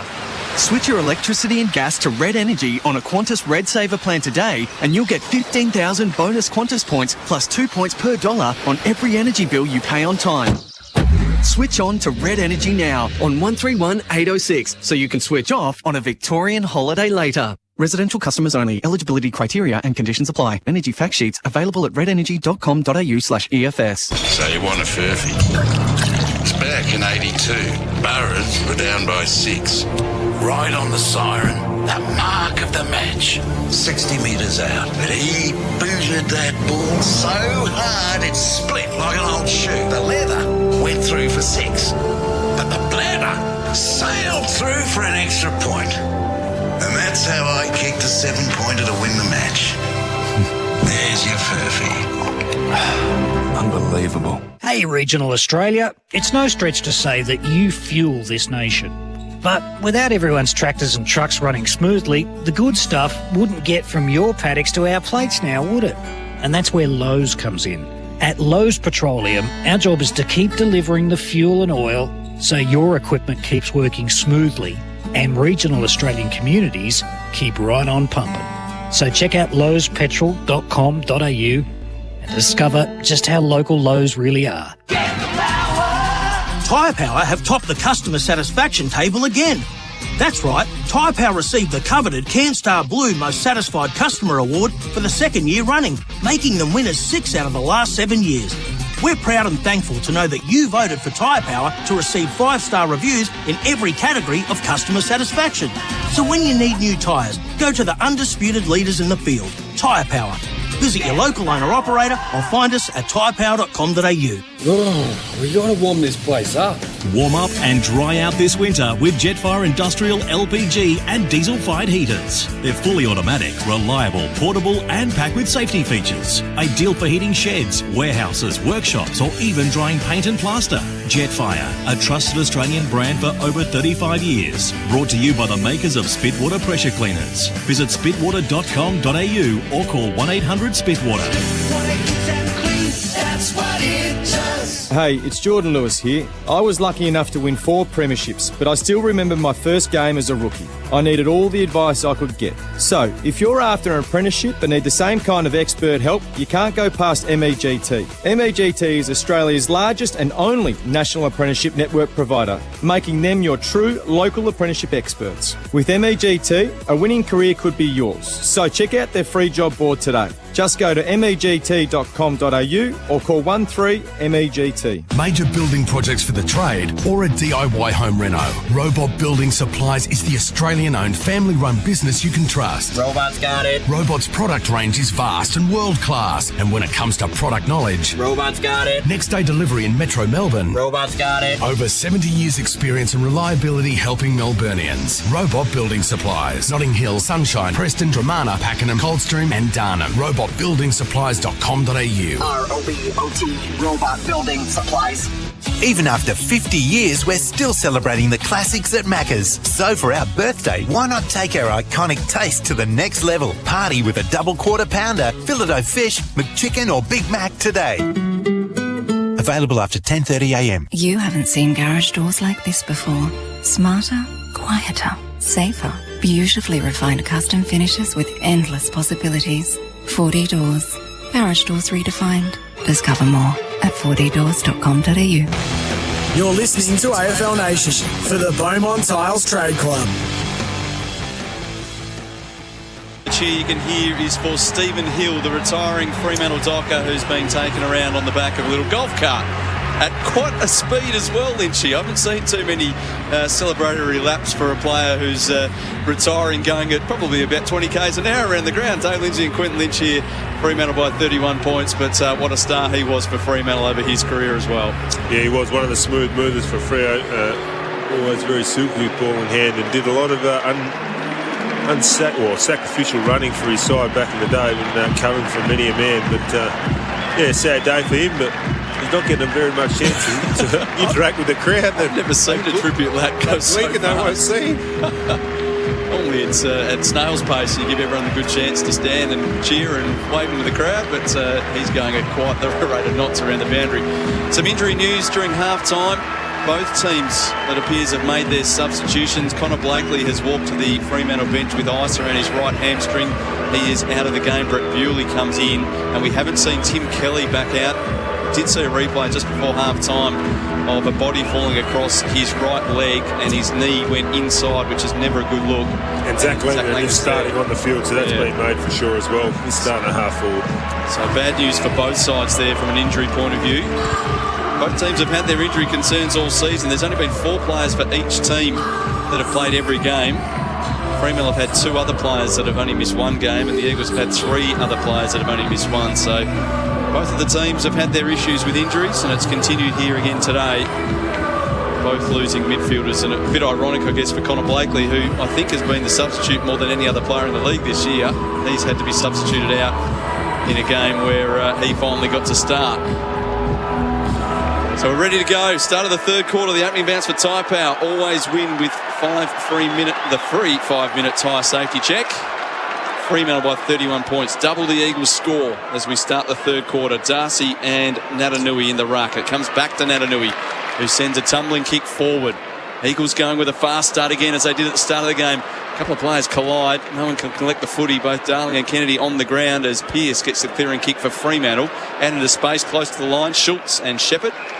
Shepherd Oh, he's got spun as he went over the boundary, and he's toppled over the fence down into that corporate area, which is a long way beneath the height of the actual boundary fence. So it's a long way down there for Brad Shepherd. He did control his fall over the fence, so he's okay. He's back onto his feet, back out onto the ground. Throw in from beneath the AFL Nation broadcast position. Natanui takes possession, gives it off to Sheed. High kick towards full forward. Flying through the air, Pearce. Can't take the mark. Aish is confronted. He's caught. Slammed onto his back by Cripps. That would hurt. Here's Zach Langdon onto the field for the first time today. Kicks to full forward. Darling makes a contest. Grabs the footy at ground level. Goes headlong into a tackle. And umpire Margetts crosses the arms and will ball it up. Top of the goal square. Farmer Freeway end. Eagles attacking goals in this third quarter. Yeah, they'll be looking to get a fast start. The Eagles get one on the board early and try and get a bit of momentum in the second half.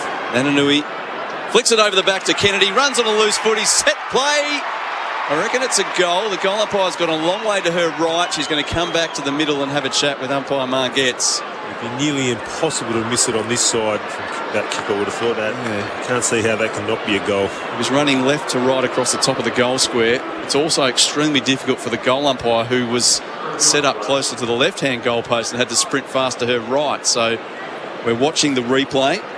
The score review for Sleep Better with Spinal Ease pillows. On sale now at spinalease.com.au. It is a goal. It'd be an identical start to the game. He got one in the first minute, didn't he? In the first quarter. I didn't see what the initial call was from the goal umpire. This score review is going to be difficult to find a conclusive answer. I think we're going with an umpire's call here. They are set up for the kick back into play. Not sure if that means the umpire's call was a behind. It's up on the screen as umpire's call, which is going to be a behind. So, big decision. A crucial moment for New Farm, Australian through and through. It might well have been the spark that the Eagles were looking for. Instead, they're still 5 goals down, 10-2, playing 4-8. That's on the scoreboard for Macca's. Celebrate 50 years of Macca's. I'm loving it. The long kick back into play, and Natanui takes the mark. There's 2 kicks from goal. He decides to hand pass backwards to Witherden. Short pass, Kennedy on the lead. Charging hard from behind, Luke Ryan makes a good spoil. Logue there to support. Kennedy fighting against 3 Dockers, standing up in the tackle. And the umpire with a very quick whistle for a ball up 53 metres out from goal. You got to mark that, Nick. I reckon he had his fist clenched to punch that ball in the side. He might have a crack at marking it. Darcy takes clean possession. A little quick kick forward. Fell in the lap with Switkowski. Didn't travel 15. Hand pass away to Bewley. Short pass. Gets it to Tracy. It's got Oscar Allen for company at the start of the third quarter. He's here just behind the wing. Long kick to Taberner. One out against Barris. It's a one-on-one battle. They lock up. It comes off hands. And out of play for a throw-in. Close to right half forward now for Fremantle. Taberner started the game in a blaze of glory. 3 goals in the first quarter. There was no end of headaches for the Eagles' defence. There's most of the ground in shadow now. Beautiful day in Perth. Top temperature of 22. No rain for the first time at an AFL game in quite some time here in the West. Oh, Banfield's just knocked Shuey over, and that'll be a free kick. That's poor football from Bailey Banfield. I'm not sure what Shuey did to really upset Bailey Banfield, but that had to be a free kick. The crowd don't like it, but it was as clear as day. Shuey comes inside with his kick, finds Shepherd, who's okay after that clash late in the second quarter. Back to Shuey, goes to ground after kicking, kicks towards Cripps, who climbs high, marks at 50, pokes it in Kennedy's direction, and it was too big for him. Kennedy might have just been tunnelled as well. He's a bit sore, slow to get himself to his feet. Hobbling on that left knee again. The kick comes out of defence, and Walker, floating in from the side, takes a nicely judged mark at left half back. He's a bit ginger, Joshy. He's landed on his coccycle on that layer. That he's a bit proppy on that left knee. Just got shifted under the flight of the ball, didn't he? Legs taken out from underneath him. Luke Ryan with the football. That's a beautiful kick to centre half back for Pearce. Good position to attack from here for Fremantle, but West Coast have done well. They've shuffled back in the zone and covered all the Fremantle exits. The kick from Pearce across half-back to Logue. He's at right half-back. High kick to the wing. Tracy has a good run and a leap at this and had his name written all over it. Had Witherden and Sheed to beat. He was always going to beat the smaller opponents there. Kick to Schultz. He moves it quickly with a kick to Henry. Fremantle transferred it from half-back to half-forward pretty quickly. Now Liam Henry up against the boundary line. Kicks into the pocket. Taberner there. Tracy, or Darcy rather, at the back, and Oscar Allen from the side takes a good mark. Tom Barris sitting on the ground, looks a bit sore as well. Back into the side today for West Coast. As Oscar Allen kicks long. Darling wrestling with Logue, almost bringing it in. Griffin Logue, Sheed, hand pass away to Shuey. Gives it off to Natanui. At half back to Yo. Off again to Sheed, been very quiet today. Left foot kick down the line. Luke Ryan spoils Liam Ryan. And it's out of bounds. In between the two club interchange gates. 6 minutes gone in the third quarter. That's on the clock for Makita Rule the outdoors. It's the Dockers by 30 on the Macca's scoreboard. A bit of a stalemate so far in the second half after that miss by Joshy, and both teams trying to feel each other out again. Darcy wins it to the front of the pack. All the players stood back, and Natanui, he wasn't waiting for anyone. Grabs the footy, long kick. Darling wrestling with Luke Ryan.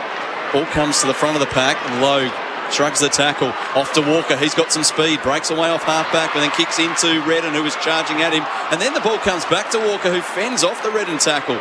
Now to Chera by hand. Off to Aish, up against the boundary. Kicks to half-forward. Tapiner there. So too Meek. In comes Henry. Immediately tackled. McGovern's got him covered. Ball up close to right half-forward for Fremantle, attacking the city end in the third quarter. Ball up. Chera applies a good tackle. Through comes Yo. It's a hand pass away, but put Cripps under pressure. Falling to ground, he gets it back towards Redden. Goes backwards to Sheed. Takes on Henry, just gets a hand pass away. Finds McGovern. Now to Redden under all sorts of pressure. His kick, horrible bounce for Aish. Probably could have done better. In comes Cripps. He was tackled by the leg. He'll get a free kick. Still goalless in 7 minutes in the third quarter. On the scoreboard, Taste Macca's iconic classic double burgers today. He was going backwards. Shepherd to Witherden, and now Witherden pokes a kick to centre half back, and McGovern has it. 30 points Fremantle's way. Only had 3 goals since quarter time between the two teams. Fremantle did their damage in the first quarter. A wide kick from the Eagles, marked by Petruccelli up against the boundary. Petruccelli reels around onto that right boot. Searching for Darling. Logue does nicely to spoil. Cripps onto the loose footy. Tried to balance up, but never got the ball drop right. And he's hooked it badly. It's out of bounds on the full. There's just a little bit of a sense that the Eagles know they're running out of time, even though we're early in the third quarter. Not panic exactly, but certainly not tidy footy from West Coast. And now Fremantle switching it to the outer side, and Brett Bewley, the medical sub, onto the ground for Connor Blakely. Has the mark at half-back. Kicks very wide. Schultz diving at full stretch. Can't mark, but it's off his hands, and it's out of bounds for a throw-in. So Kelly and Blakely out of the game with injuries at half-time. Looked like a knee problem for Kelly. Hopefully not an ACL, as someone's body did fall across his knee. Meek in the ruck, wins it down to Mundy. Taken by Corrali. Gives it back to Meek and off to Switkowski. Quick hands here, and they've really moved it quickly. Now Sarong has it at half-forward, kicks wide for Taberner. Stretching, can't get there. And off his hands. He had Foley as his opponent again there, with McGovern sitting back in the hole. They've managed to work that a couple of times today, Lynchy, where they've got the mismatch for you. Yeah, as I said, the Eagles like to cover grass, and they're sort of whoever's closest will take the man. But you've got someone hot like Taberner, you think they'd want to stick someone on him. Throw in the left forward pocket. Vardy knocks it away from his defensive goals. Mundy onto the loose footy, swings onto his right boot, shrugs the Redden tackle, runs straight into Cripps. Cripps ran into his elbow there. It wasn't a fend-off. He just ran into his elbow as he had the ball above his head. Crowd one holding the ball with an Eagles player sitting on top of it. The umpire won't have it. Ball up, 48 out. Jamie Cripps is still down holding his head just 5 metres away to the left of this ball up. I think the umpire might wait before he puts this ball back into motion. Just looking at the replay, Dave Mundy just had the arms up in the air, trying to keep the hands free to give a hand pass away, and Cripps has run straight into his elbow. So nothing errant there from Dave Mundy, just a footballing accident. And Jamie Cripps has a trainer with a white towel, and there's blood pouring from his face. You can see blood on the hand of Jamie Cripps. And he's got a cut mouth. He's not happy with Dave Mundy. I'm not sure Dave Mundy did too much wrong there, Lynchy.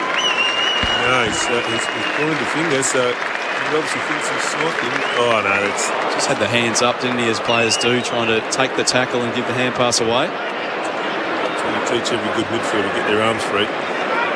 So Luke Edwards comes onto the ground as Jamie Cripps jogs across the width of the field. That's why there's quite a long delay here. 10 minutes gone. Cripps takes his mouthguard out. It's a good thing he was wearing one. 30 points is Fremantle's lead. Well, we're missing a few teeth otherwise. 10.5 gone, and Jamie Cripps has given a mouthful to the Fremantle bench as well. He's a frustrated man, Jamie Cripps.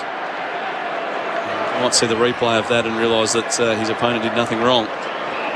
Ball into motion, but the umpire might have to do it all over again. There's no one breaking out of that pack with the footy. Jack Redden last to get up. Tosses in the air quickly, the umpire. Vardy and Meek both slap at Fremantle's way. Croden over the football. Bewley there too. Again, no clean winner from this battle. And Fremantle pretty happy with things being locked up. Haven't seen a goal in this quarter, just the one behind her, Josh Kennedy. 30 points the lead. Sheed with a little clearing dribbling kick, gets it into some space. Petruccelli hands it away to Yo. Long kick up the line. The Ryans go at it again. And it's Luke Ryan that wins this battle. And he had his jumper tugged as well by Liam Ryan. No free kick. Logue pushed out the way by Darling, who then spins into the footy, gets a hand pass away. Aish thought it was a throw, no free kick. Liam Ryan spun in the tackle and he's called for a throw. Caleb Sarong, been outstanding today, gets the free kick. His 20th possession goes back to Luke Ryan. And Fremantle did all the damage in the first quarter. It's been an arm wrestle since then. 8 goals to 3 at quarter time. I'm more than happy to slow them down now down Fremantle. 2 goals to 1 since quarter time. Played nearly a quarter and a half since then. Kick goes towards the wing. Stretching Aish takes a good mark. Brown totally covered in shadow now as the kick goes down the line to Bewley. Going on for Blakely. As Jamie Cripps is going to go to the rooms just beneath our broadcast position. He's not missing a tooth or two. Unusual for him to go to the rooms if he's just got blood in the mouth. Long kick up the line and Darcy juggling, couldn't take it. Quick hand pass out the back door. Opportunity for Switkowski in the pocket. Good snap at getting back. Cole marks right on the line. It's a goal-saving mark. He kicks into the left-back pocket for Edwards. But Fremantle again, they've done this all day, Lynchy. They've managed to cover the ground well, and the Eagles, with their switching, just can't get an easy exit. Edwards went short, found Foley. Foley fumbled the ball and got it back to Edwards, and then they've gone short to Shepherd at left half-back, but it's all slow from West Coast. Yeah, no, they're able to get no flow and play and get the fast ball moving forward and give their forwards a chance one out. But Fremantle get numbers behind the ball very quickly and slowing them up. Our expert today for car sales, everything you want to know, Quentin Lynch. As Kennedy comes inside again to Shepherd. Not really where you want Josh Kennedy getting a kick on the half-back flank. Shepherd wants to switch. He's going to go all the way back to centre half-back. Jeremy McGovern marks. Barris gives a lead in short to his right. That's ignored. Again, just nowhere to go here for West Coast. Fremantle very alert to their style of play. The kick to the wing. Zach Langdon, the medical sub, made a good contest in the air and then swatted it forward. Got it to Cole. He comes inside to Edwards. Good kick. And Edwards marks on the sponsor's logo. Comes into the corridor. Gets it to Nelson just in the nick of time. Switkowski was bearing down. Nelson marks and then swings onto his right boot. Long kick. Backing back. That's a mark. Is it Bewley arriving late? Spoil was okay according to the umpire. Thought the mark was taken by Langdon. Fremantle get away with one there. Croden has it at centre half back. Spun in the tackle. Gets a hand pass away to Sarong. Under immense pressure. His kick is turned over. Jack Darling has it front edge of the centre square. Wheels around. Kicks long to full forward. Liam Ryan snuck out the back door. And he marks 10 metres out, just outside the goal square. There's a good scuffle developing at centre half forward for the Eagles as well. Ryan wants to play on. He snapped and snuck it in for a goal. Just did everything to miss that, Liam Ryan. He kicked the fat of the ball. Did not snap that at all. Well, so Ryan has 2, and the Eagles are back within 4. It's 10-2-62 to 5-8-38. Plenty of feeling in the game. That's all on the scoreboard for Maccas. Celebrate 50 years of Maccas. I'm loving it. And our expert, Quentin Lynch, here for car sales. Sell your car in 24 hours with car sales instant offer. Just watching Joshy Kennedy come off. He's got something wrong with one of his hands. He's not looking too comfortable. Yeah, that's the goal the Eagles needed. It's taken a little bit longer than they would have hoped for in this third quarter, but let's see if they can get a run on and keep this game alive. But the Dockers will... Let's hope they don't go into a complete slowdown mode, the Dockers, because there's too long in the game left for that to happen, and the Eagles could, they don't have to sneak a couple of goals and it'll get very tight. Around the grounds for Chemist Warehouse, great savings every day. Melbourne beat Adelaide by 41 points, and Essendon were 68-point winners today against the Gold Coast. Fremantle under pressure at halfback again. Mundy caught by 2 Eagles. There's some spark about the Eagles at the moment. It's not their pretty footy just yet, but they're in the contest. They've kicked the last 2 goals of the game. The deficit's 4. 4 goals as Josh Kennedy's going to walk to the rooms as well. They've already lost Kelly. Cripps is in the rooms having his mouth attended to after running into an elbow from Mundy. It wasn't Mundy's elbow that it was the elbow that did the damage. It wasn't a deliberate act at all. Cripps literally ran into his elbow. And now Kennedy with a problem with his hand. The ball's gone out wide and Schultz has it for Fremantle on the wing. Sends it long in the Meek direction. He's got Barras opposed to him. Barras makes the spoil. In comes Yo, a fumble. Swats it back though. Gets it to Gaff. Gaff a hand pass to Cole. Inside defensive 50. Went left, didn't like it. Goes right, kicks long to the wing. Darling flies, so too Liam Ryan. Socket forward by Petruccelli, but straight to Watson. Shrugs the tackle of Ryan. Hands it away to Young. Allows himself to be spun in the tackle and then releases the hand pass again. They get it away towards Logue. His kick inside, but intercepted by Foley. Possibly some high contact there on Yo, no free kick, and now the Dockers through Mundy and Sarong hold things up. A good tackle on Nelson. There's a real contest about this at the moment. 10-2 plays 5-8 on the scoreboard for Maccas. Celebrate 50 years of Maccas. I'm loving it. Good tackle from Shuey here. Free kick going the Eagles' way. Mundy's penalised. I just feel the Eagles have lifted their intensity up around the contest now. That long kick towards Darling. On the long lead, he marks in front of the eyes. Wants to move it on again.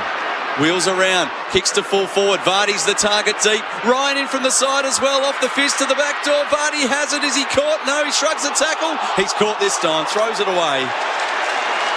Just not quite nimble enough to get away from the Fremantle defenders, and Alex Pearce did enough to earn the free kick. A goal there would have really got this crowd nervous. The home side, the home crowd of Fremantle, they were delirious at quarter time. The side's only kicked 2 goals since then. Watson kicks across the face of goal and finds Walker, hemmed in the right back pocket. Short pass down the line to Hayden Young. He's had a good game, Hayden Young. This kick, though, intercepted. Vardy sweeping in quickly. Takes the mark on the sponsors logo at 50. Hands it off to the run of Witherden. He's a long kick. He's a good kick. It's a brilliant goal. The Eagles have got 3 in a row, and they've come from everywhere to celebrate with Alex Witherden. The former Lion has a goal here for the Eagles, and they're up and about now. 10-2-62, plays 6-8-44 on the scoreboard for Maccas. We played 18 minutes in the third quarter on the clock for Makita Rule the Outdoors, and our expert for car sales. Everything you want to know is Quentin Lynch. Yeah, young Hayden Young was pumping him up at half-time about his skills. That one, a little bit errant kick, and Vardy was able to slip in and take the intercept mark, and it was smart of mine to give it to Witherden, who was a very nice kick of the footy. It was lobbed one from 50 on the run.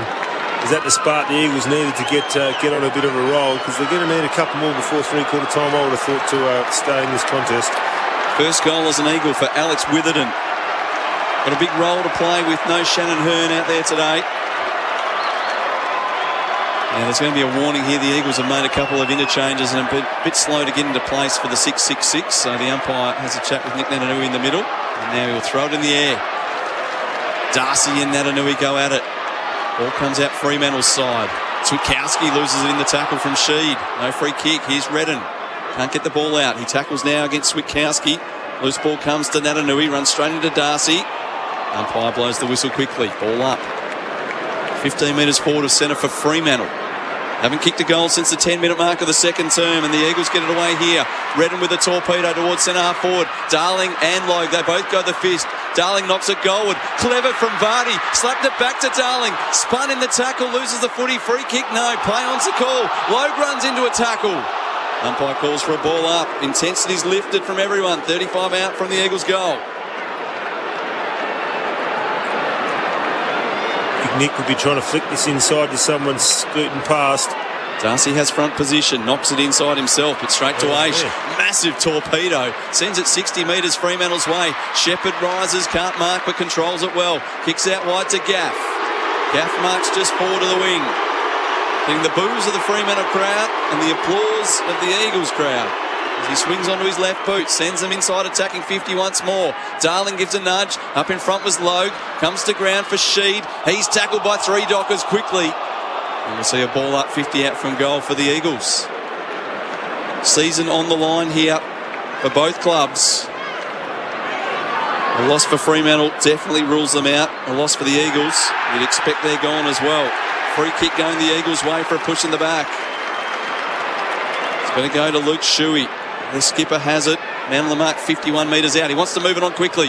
Moves on to his left boot. Kicks to full forward. Darling from behind makes the spoil. In front, Petrocelli can't find the handle. And going to ground is Luke Ryan, who's very sore. He's still down. Wants to gather his breath. The umpire in a conversation with Griffin Logue as well. Ryan gets himself to his feet. He's okay now, apparently. Throw in up against the right hand behind post. Adanui and Darcy. Darcy to the front. Mundy somehow gets out of the traffic. Hands it off to Tucker. High and wide with his kick. Is it out on the full? No, off hands. Boundary throw in right half forward for West Coast. They've kicked the only 2 goals of this quarter. They kicked the last goal of the second quarter as well. 21 gone on the clock for Makita Rule the Outdoors. Some big moments coming up here for Bendix breaks. Perhaps this is one. Sheed bursting away. Kicks to Darling, who drops the mark. Free kick for a hold. Yeah, normally one in snaffle too, and very lucky that Logue just gave him a bit of extra attention after he dropped it. Oh, yeah, that arm around him slung him to the ground. That's what's cost him. So a big moment here for Bendix breaks. Confidence stopping. Put your foot down with confidence. Bendix breaks as Jack Darling to bring the Eagles back within 2 straight kicks at the 22-minute mark of the third quarter. Kennedy off. Cripps off. Kelly substituted out of the game. Jack Darling from 40 out pushes it to the right and he misses. Usually ever reliable, Jack Darling. That's a big miss in the context of the quarter and the game. It's 15 scoring shots to 12 the Eagles' way. Down by 17. Luke Ryan has recovered. He takes the kick in. Runs out of the goal square. Kicks to the wing and Meek, the last man in a pack of 4. That's a coach killer for you. Takes the mark. Short pass, dangerous. Gets it to his teammate in Chera. Start on the bench today, Adam Chera, building into the game. This is his 14th possession. Stats for safety steel sheds. This kick has too much on it. Witherden gets back at half-back. Hands to the footy and then controls it with a hand pass to Foley. Good kick to centre half-back. Luke Edwards has it. Players breaking away to his right. One of those is Gaff. He marks it right half-back. Tucker comes and stands the mark. Gaff short with his kick. Gets it to Cole. Game being played on the Eagles' terms at the moment. Kick back inside towards McGovern. He's at the top of his defensive 50. Continues the switch towards left half-back for Witherden. Waits for Gaff to keep running. The hand pass goes in his direction and he kicks towards Allen. Short pass to the wing now for Nelson, who will mark. Dockers by 17 as Nelson swings onto that right boot. The 2 Ryans tangle again and Luke Ryan wings out.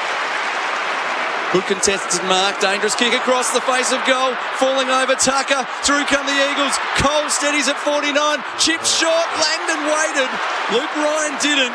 Well read by Luke Ryan. Stepping in to take the mark. That's a crucial moment for New Farm Australian through and through. The Eagles were on the burst and should have done better. Luke Ryan to Young in the right back pocket now. Young with a long kick towards half-back. Barris and Taverner tangle. Barris wins it at ground level. Hand pass to Petrocelli. They're inside 50 again. High kick. Luke Ryan standing on the football. Langdon in from the side. Pinches it. Comes off hands though. Mark not paid. Ooh, see a ball up left forward pocket. If there. I don't think anyone else has touched that ball. He's taken first touch and second touch and bring it down. It's unlucky. Certainly thought he took it, Zach Langdon. He told the umpire about it when he got to his feet. From the ball up, Mundy with the left boot. Kicks towards a tangle of Collier and Witherden. Witherden with the soccer kick into space. Switkowski's tackled immediately after he picks up the football by Cole. In comes Yo. Knocks it towards Nelson. He can't handle it. Fights on against Bewley. Ball up right beneath the AFL Nation broadcast position here for Maccas.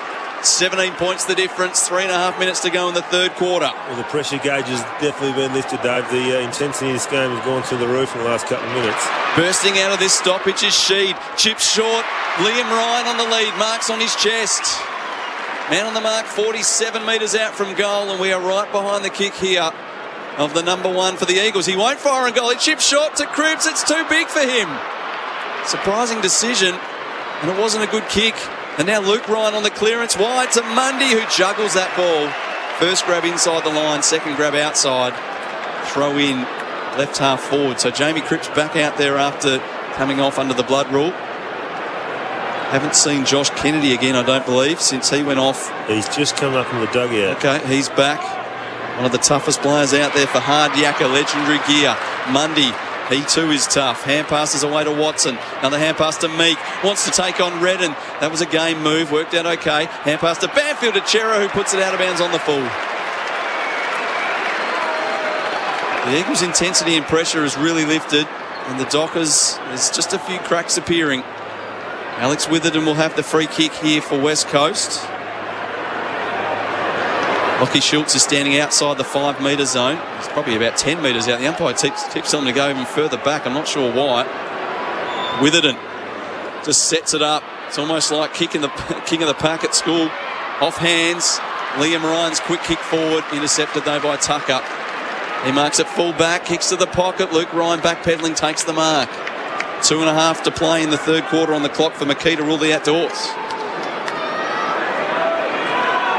Dave Lindsay and Quinton Lynch, your commentary team here on AFL Nation, as Ryan's kicked down the boundary line for Taberner, and Barris climbs onto the back of Taberner and takes a classic hanger. One of the Furphy unbelievable moments of this game. Furphy refreshing ale, unbelievable. Wonderful mark from Barris, and he sets it up. They want another one, they get it through Darling. Stood his ground in the middle of the pack and took the mark just in front of his eyes.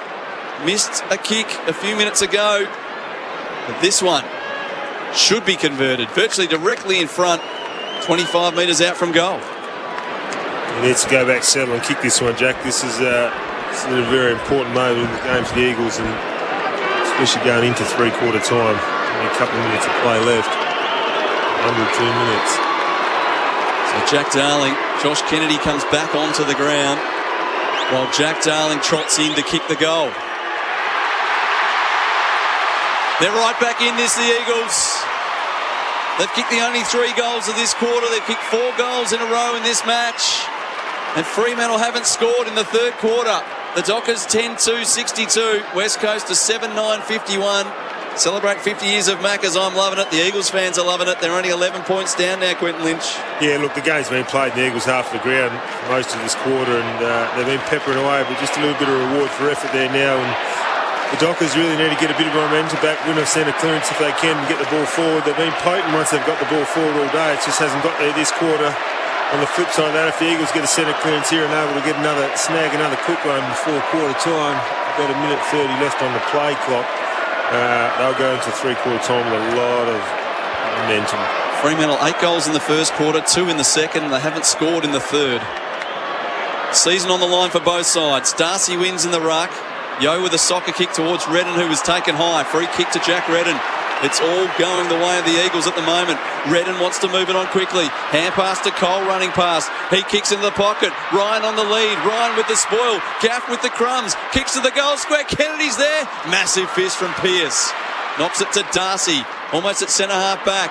Kicks to Taberner. He's got 2 to beat. Can't mark. Switkowski steps through the traffic. Hand pass to Taberner. Gives it off to the speeds to Collier. Has a bounce. Steadies at 40. Open goal for Travis Collier. Desperately needed response from the Dockers. Their first score of the quarter coming at the 29-minute mark. On the clock for Makita Rulli outdoors, and on the scoreboard, Taste Macca's iconic classic double burgers today. Gee, they needed that, the Dockers. 11-2, plays 7-9. It's Fremantle by 17 points. There's 53 seconds remaining in the third quarter here on AFL Nation.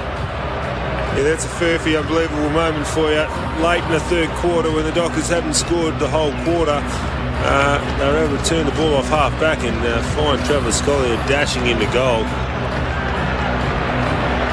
and finish off well. They went the length of the ground on that occasion. It's a real dent to the Eagles' momentum too. Fremantle take a lot of confidence into the fourth quarter of that one. Huge last minute of this term. Perfect bounce from the umpire, Natanui and Darcy. No clear winner. Tackle from Redden on Monday. And we're still right in the middle of the bullseye. Ball up. A goal either way here in the last minute. critical for the hopes of both sides. Natanui beautifully down into the path of Shuey on the left, wobbles it inside 50. Darling and Kennedy both there. Bad bounce for each of those players. Cripps is there. Massive tackle from Pearce. He was like a rugby player, just wrapped his arms around his hips and brought him to ground. We'll see a ball up, 35 out from goal. 30 seconds still on the clock. Natanui with a run at this one. Darcy takes his space, wins the tap and then wins the football. Gets the hand pass to Sarong. Quick hands on way to Aish. She's confronted. Bounces a kick towards Schultz. Does it pretty well. Skips over his head and Schultz is happy to walk it over. Throw in left half forward here for West Coast. Down by 17. Last 20 seconds of the term. Fremantle just be looking to lock this stoppage away and get a repeat stoppage if they can. They won't want to clear possession to the Eagles going forward 50, obviously. Only one goal this quarter and it came in the last minute of the term. Yo bounces a kick 15 metres along the ground. Aish there to intercept though for Fremantle. Hands it away to Sarong and his kick was charged down by Shuey. Forces another boundary throw in. 55 out from goal. All the Eagles leaders have lifted in this third term. We're set up for a big final quarter. Momentum with the blue and gold. A loss for either side pretty much puts them out of contention this year. Redden with a quick kick forward. Aish getting back, didn't get his hands to it. Darling does. Top of the goal square. Hand pass towards Langdon. The siren beats them. Langdon kicks the goal after the siren. It won't count. 3-quarter time in the derby. The Dockers lead it by 17 points. 11-2, 68 to 7-9, 51 here on AFL Nation. Massive last quarter still to come. That quarter on AFL Nation was for McDonald's. Celebrate with the Mac family at Macca's. I'm loving it. Hard Yakka is known for making tough look good. And their new men's and women's winter range is no exception. Check out the new winter staple, the Zooty, your all-in-one hoodie and jacket, available in checked grey, red and watermelon. Or the new Ripstop cargo pant, available at hardyakka.com.au and available stockists. Hard Yakka, for a new breed of Aussie legends. On the SEN app, check out the SENW channel with stars of women's sport at home and abroad. Daisy Pearce, Katie Brown, Stephanie Brantz. Plus, on the SENW channel, we cover AFLW, Rugby League, Netball, Cricket, Women's A-League and track the female stars of horse racing and more. For the latest news, interviews and catch-up podcasts with the biggest names in women's sport, jump on the SENW channel. Download the SEN app now. Kane has a carpentry business. His challenge to renew his public liability insurance for less than his old policy. On your marks, get set. Yeah, I just did it. What? Yeah, I went online to BizCover. Took 5 minutes. I compared a bunch of policies. I saved over $250. So, no dramas? No dramas at all. There are literally no dramas when you go to BizCover, the business insurance specialists. Save time, money, and get instant cover at bizcover.com.au. Serious outdoor work requires serious outdoor tools. And this season, Makita is helping you rule the outdoors. Get yourself a free bonus Makita chainsaw bag, valued at $99 when you buy any selected Makita LXT 18-volt ×2 cordless chainsaw kit. Hurry. Limited time only. Offer via online redemption. Visit makita.com.au for details. Makita. Rule the outdoors. Triumph doesn't just happen. It comes about because we choose to chase it. With over 10,000 medals and trophies, Wolf Blast chases greatness with every vintage of Grey Label Shiraz, including winning International Wine Challenge Red Winemaker of the Year. Complex, distinctive wines crafted with character. Chase Triumph boldly, and when you do, raise a glass of Wolf Blast Grey Label to yourself. Wolf Blast. Here's to the chase. wolfblast.com. You probably don't think much about the brakes in your car, but you should, because no other brakes are designed to perform like Bendix brakes. Bendix brakes are designed in Australia with specific formulations to meet Australian conditions. That means your brakes are made to stop your car wherever you are in any kind of weather. No other brakes can say that. It's time to think about your brakes. Next time you change brakes, fit Bendix brakes. Don't accept anything less. Bendix brakes. Put your foot down with confidence. The Kogan Money credit card is full of value with no annual fees, amazing rewards and a complimentary Kogan First membership giving you cheaper deals and free shipping at Kogan.com. And right now you can earn up to $400 Kogan.com credit when you meet the spend requirements. Plus earn up to 2 cents worth of Kogan.com credit for every dollar of eligible spend. So make the switch to a better value credit card today at koganmoney.com.au/footy. Offer ends September 30th, 2021. T's and C's credit criteria apply. Product issuer and credit provider Citigroup Pty Ltd.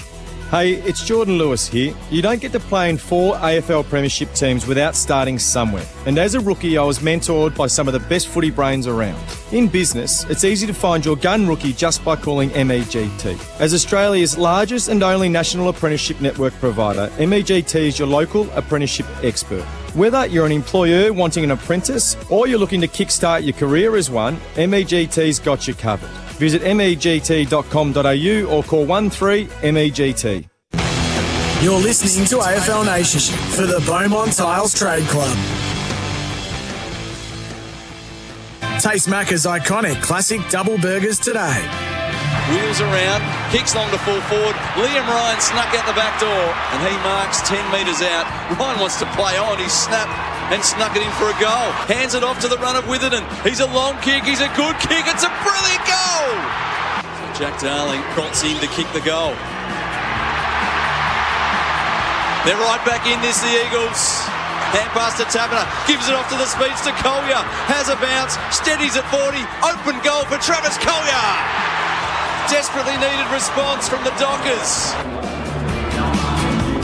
Third quarter highlights there for McDonald's. Taste Macca's iconic classic double burgers today. Dave Lindsay and Quentin Lynch, your commentary team here at Optus Stadium for AFL Nation. It's the Dockers by 17 points at three-quarter time, 11-2-68 to 7-9-51. Lynchy, the game turned in that third quarter, but how crucial was that goal to Travis Collier just before the three-quarter time siren? Yeah, look, the Eagles had all the play for the whole quarter, kept the ball in their half, and obviously the Dockers were able to get the ball off half-back and get a contest on the wing, which they won, and surged the ball forward and get in the hands of Trav Collier to run, and finished off well from about 40 out on the run. A little speedster, and obviously took some real momentum off the Eagles and gave the Dockers a real handy 17-point lead to start this third quarter with. Is it enough? Is it enough for Freo? Oh, they just need to try and attack a little bit more. They went a little bit defensive too early, I think, and probably cost them not being able to get the ball out of their back half. So, as I said earlier in the game, centre clearances are crucial. If they can get a couple of centre clearances or get an early centre clearance and a shot at goal, that will go a long way. But opening bounce of the final quarter for Tyre Power, kicking goals with 25% off on Kumo tyres, and Natanui puts the Eagles forward towards Yeo. Hand pass away to Shuey. The Eagles do get the first inside 50. Kick towards full forward. Ryan and Darling both leap. Kennedy roves. Hand pass to Cripps. He spotted the open goal square. He's bouncing it through for a goal.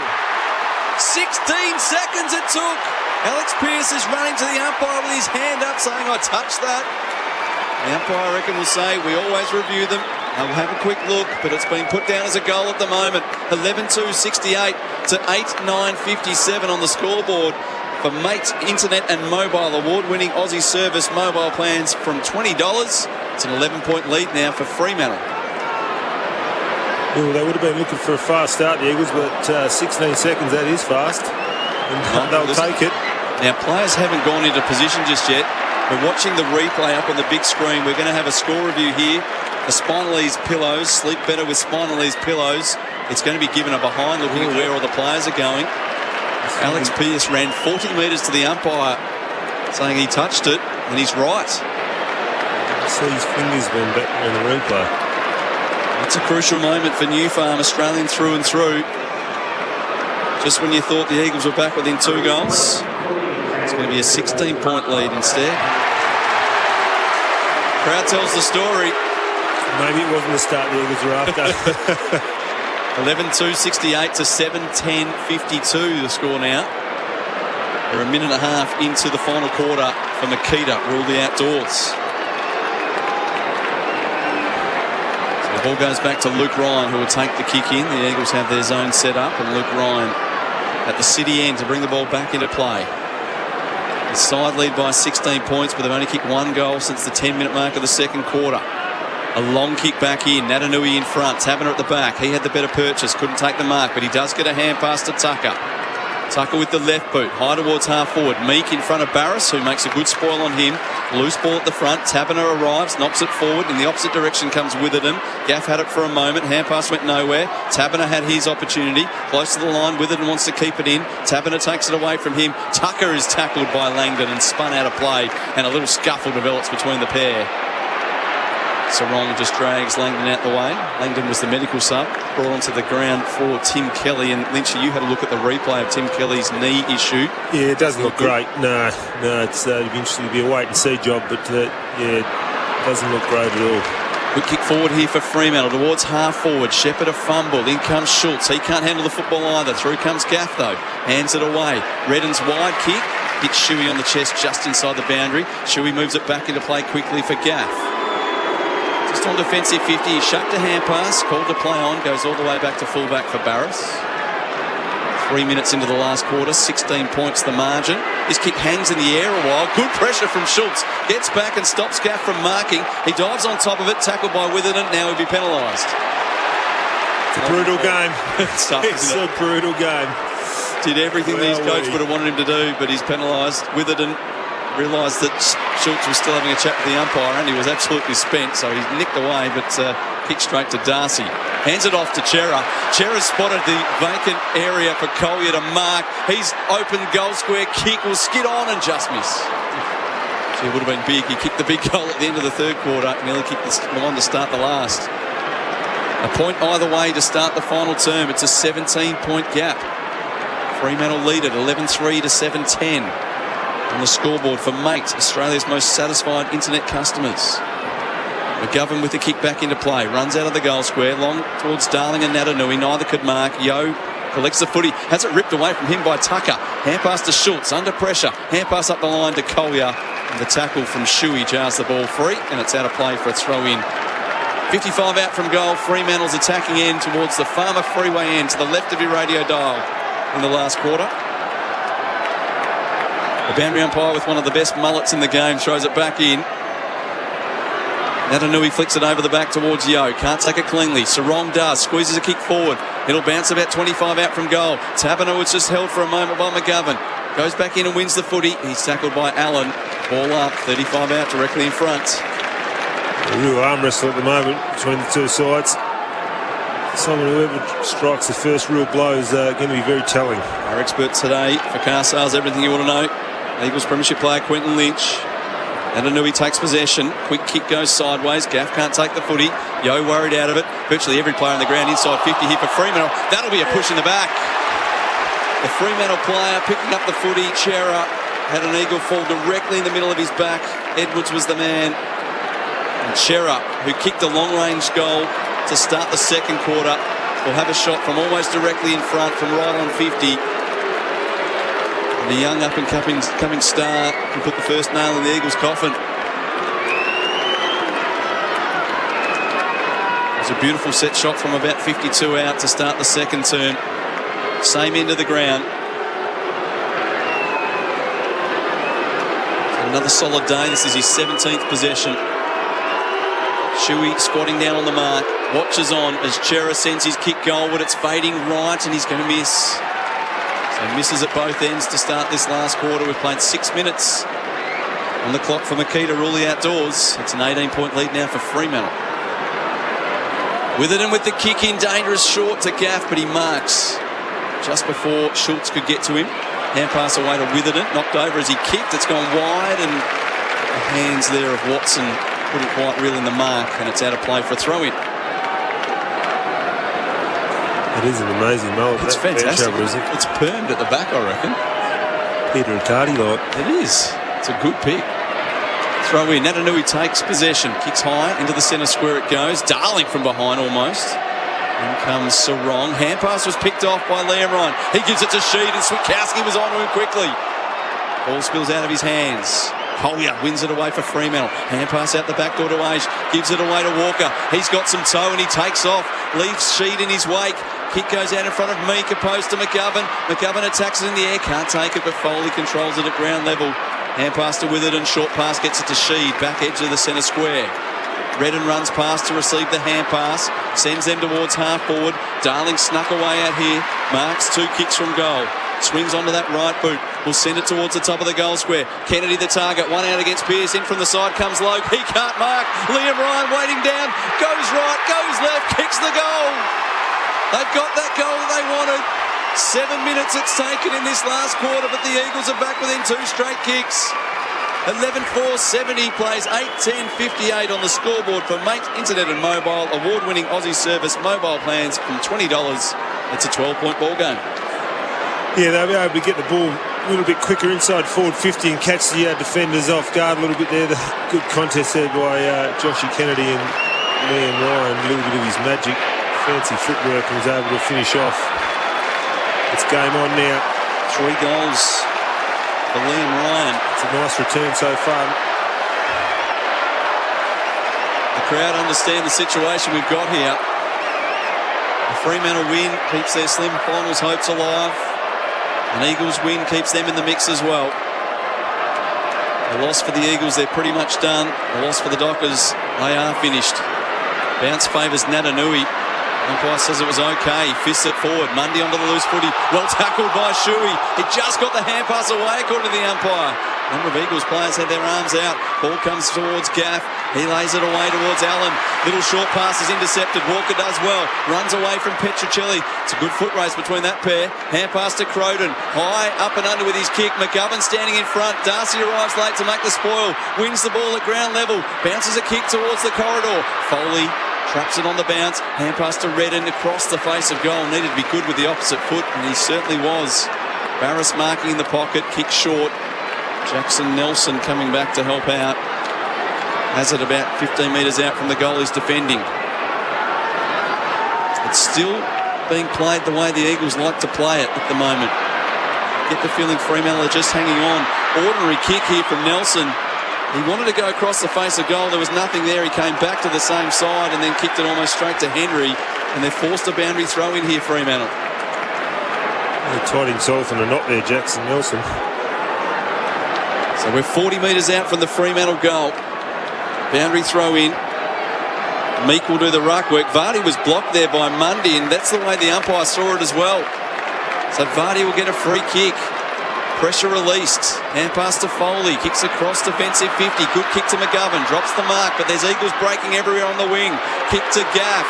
Gaff marks and waits for some traffic to go past. Pokes a kick towards Ryan on the lead. And Liam Ryan has it at right half forward. Kicks towards centre half forward. Beautiful kick to Petruccelli. Fremantle defence just breaking down at the moment. Kennedy gives a lead. Petruccelli goes longer than that towards Darling. Arriving late, the fist was made. Through comes Kennedy to Rove and snipe and goal! Kennedy's got his third. The Eagles are back within a goal. 11-4, 70 to 9-10, 64. 10 minutes played in the last quarter on the clock for Makita. Power through the season with Makita Power Garden. Quentin Lynch is our expert for car sales. Everything you ought to know. We've got a massive 14 minutes of play to go here, Lynchy. Yeah, the Eagles are up and about now. Liam Ryan, he's such a smart footballer. He gets his hands on the ball just at the top of the forward 50, and he demands people come at him, and he found that little target inside forward 50. He was able to roll and then find Joshy and finished off nicely his left foot. But Liam Ryan, he just reads the play so well and knows where the space is to kick the ball and demands the players come to him. Just the 4 goal kickers for the Eagles today. 3 to Ryan, 3 to Kennedy, 2 to Darling, and Witherden is the other goal kicker. The Eagles have kicked 6 of the last 7 goals in the game. Out of the middle they come again. Yo, a hand pass away to Sheed. He's caught by Mundy. Hand pass goes backwards, intercepted by Meek. Quick hands away to Croden for Freo. Now to Mundy. Spins around, finds Croden again. He's on his left side, drills it in short to Schultz. Shepherd watching him closely, makes a good spoil. Cole comes through and hand passes to Foley. The quick kick to the wing. 1-on-1 race. Petruccelli's too quick for Chera. In comes Walker. Good wrestle between the pair, and they work it towards the boundary. We'll see a throw in. Great battle. 2 speedsters. Throw in alongside the Fremantle interchange gates. They're still wrestling as they get to their feet. Using more engine now than they did when they tried to get the kick. The 2 Ryans come in to try to separate them as well. Come on, Lamb, just get forward to the play, mate. Throw in Meek and Vardy. Off the fingertips of Meek, but Vardy takes it away. Hand pass to Cripps. Quick kick gets it towards attacking 50. Awkward bounce for everyone. Watson being held onto by Langdon. He gets the free kick. Just developing a nice mullet as well, the redhead defender. Not as much run from Fremantle anymore. Watson's forced to kick to a contest on the wing. Tracy, Allen, Barras all there. It clears the pack. Taverner out the back door. Tackles Witherden. And Witherden was happy to let the momentum of the tackle take him over for a throw-in. Right beneath the AFL Nation broadcast position. Around the grounds for Chemist Warehouse. Great savings every day. Melbourne beat Adelaide by 41. Essendon beat the Suns by 68. But this is the close one. Just a goal the difference in the Western Derby. The Dockers looking to end an 11-game losing streak against their neighbours. Ball in dispute. Young has it. He's tackled. Had the hands free initially. The cavalry arrives. We'll see a ball up right on the centre line. He just needed a little more game awareness there, Hayden Young. He thought he had a bit more time than he didn't. He got wrapped up real quick. I don't know, he flicks it down, but straight to Chera. Kicks a torpedo off the standing start towards full forward. Tracy in front. Barras with the big fist. Where are the Crummers? Through comes Taverner. Nicely done by Foley. Slaps it 30 metres away. Collier and Langdon go at it. Great pick up by Collier, but equal to it. Langdon, reverse that. Langdon with the pick up. Collier with the tackle. And we'll see a ball up at right half forward. Kelly out of the game with a knee injury for West Coast. Blakely out of the game with a hamstring for Fremantle. Both subs injected into the game at half-time. Witherden with the football. Goes to ground in the tackle. Sarong had him wrapped up. Ball up, 52 out from goal. Season's riding on the result of this game. Swatted forward by Darcy towards Henry. Collects the ball on the ground. Wants to get away from Foley. Foley did well just to tug on the back of the shorts. Hand pass goes to Croydon down the boundary. Sarong comes in. Tackled after the ball came out. No free kick. They keep it inside the boundary there. Both teams happy to play inside. Croydon over the shoulder. The hand pass. Sarong about 15 out. He's knocked over. Still got the ball. Snaps in the pocket. That is unbelievable. How do you kick that goal, Caleb Sarong? He got knocked over with the ball in his hands. He jumped to his feet alongside the behind post and kicked a banana. Well, amazing goal from Sarong. They just wheeled the ball to keep it alive there in Fremantle. They were playing in a phone box and wowee. Caleb Sarong, what a goal off the boundary line. Just threw it on his boot, inside out, jet side. You don't see it much better than that. That was an absolute contender for goal of the year. He gets a standing ovation as he comes to the boundary. And why not? That is the Furphy unbelievable moment of the game. Furphy refreshing ale. Unbelievable. He's had a big day too. Second goal for Caleb Sarong. The best in his career without a doubt. And looking at the replay as well, that ball was out of bounds when Chera kicked it back in. The Eagles fans have spotted that on the screen. It should have been a boundary throw-in. It's gone against the Eagles on this occasion. It's a 12-point lead again for Fremantle. 12-4 playing 9-10. Chera out of the middle, gets a hand pass away. No, the umpire says holding the ball. So free kick to the Eagles and Yo. A kick towards half forward. Redden gives chase. Close to the boundary. Bounce didn't favour him in the end. In comes Logue. Support from Tucker. Receives the hand pass. Gives it off to Darcy. Darcy gives it back. Tucker was tackled without the football. No free kick. He never had that ball and he was dragged to ground. Cripps comes through for the Eagles. Shrugs the tackle. Hand pass charged down by Pearce. Pearce does well to get it out. It comes to Banfield. Kicks a bouncing ball down the wing. Taverner attacks it. The bounce was terrible for him. Out the back is Tracy. He's got some speed. Allen does well to apply a tackle though. Hand pass comes back inside. Witherden knocks it back to Allen. He's wrapped up by a couple of Dockers. This is fierce, fantastic footy from all players. The typical Western Derby. It's 12 points to Fremantle, 16 gone in the last. This is what everyone came to watch. Real tight, tough tussle now. Hard to believe it was 8 goals to 3 at quarter time. Every contest critical. Ball on the wing and Logue takes the mark for Fremantle. He goes back inside to Watson. It's a dangerous kick with Langdon bearing down on Watson. He takes the mark.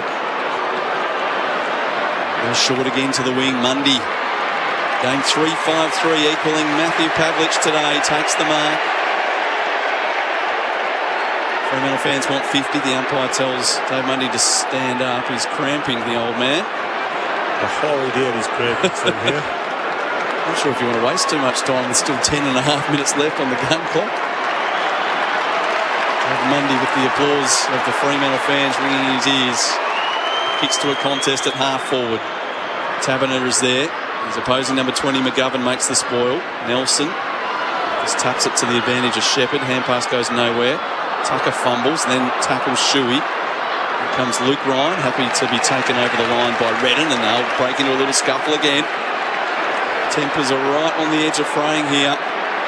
Midway through the final quarter. We played 17 and a half minutes in the last quarter, but there's still 10 minutes of footy left on the countdown clock.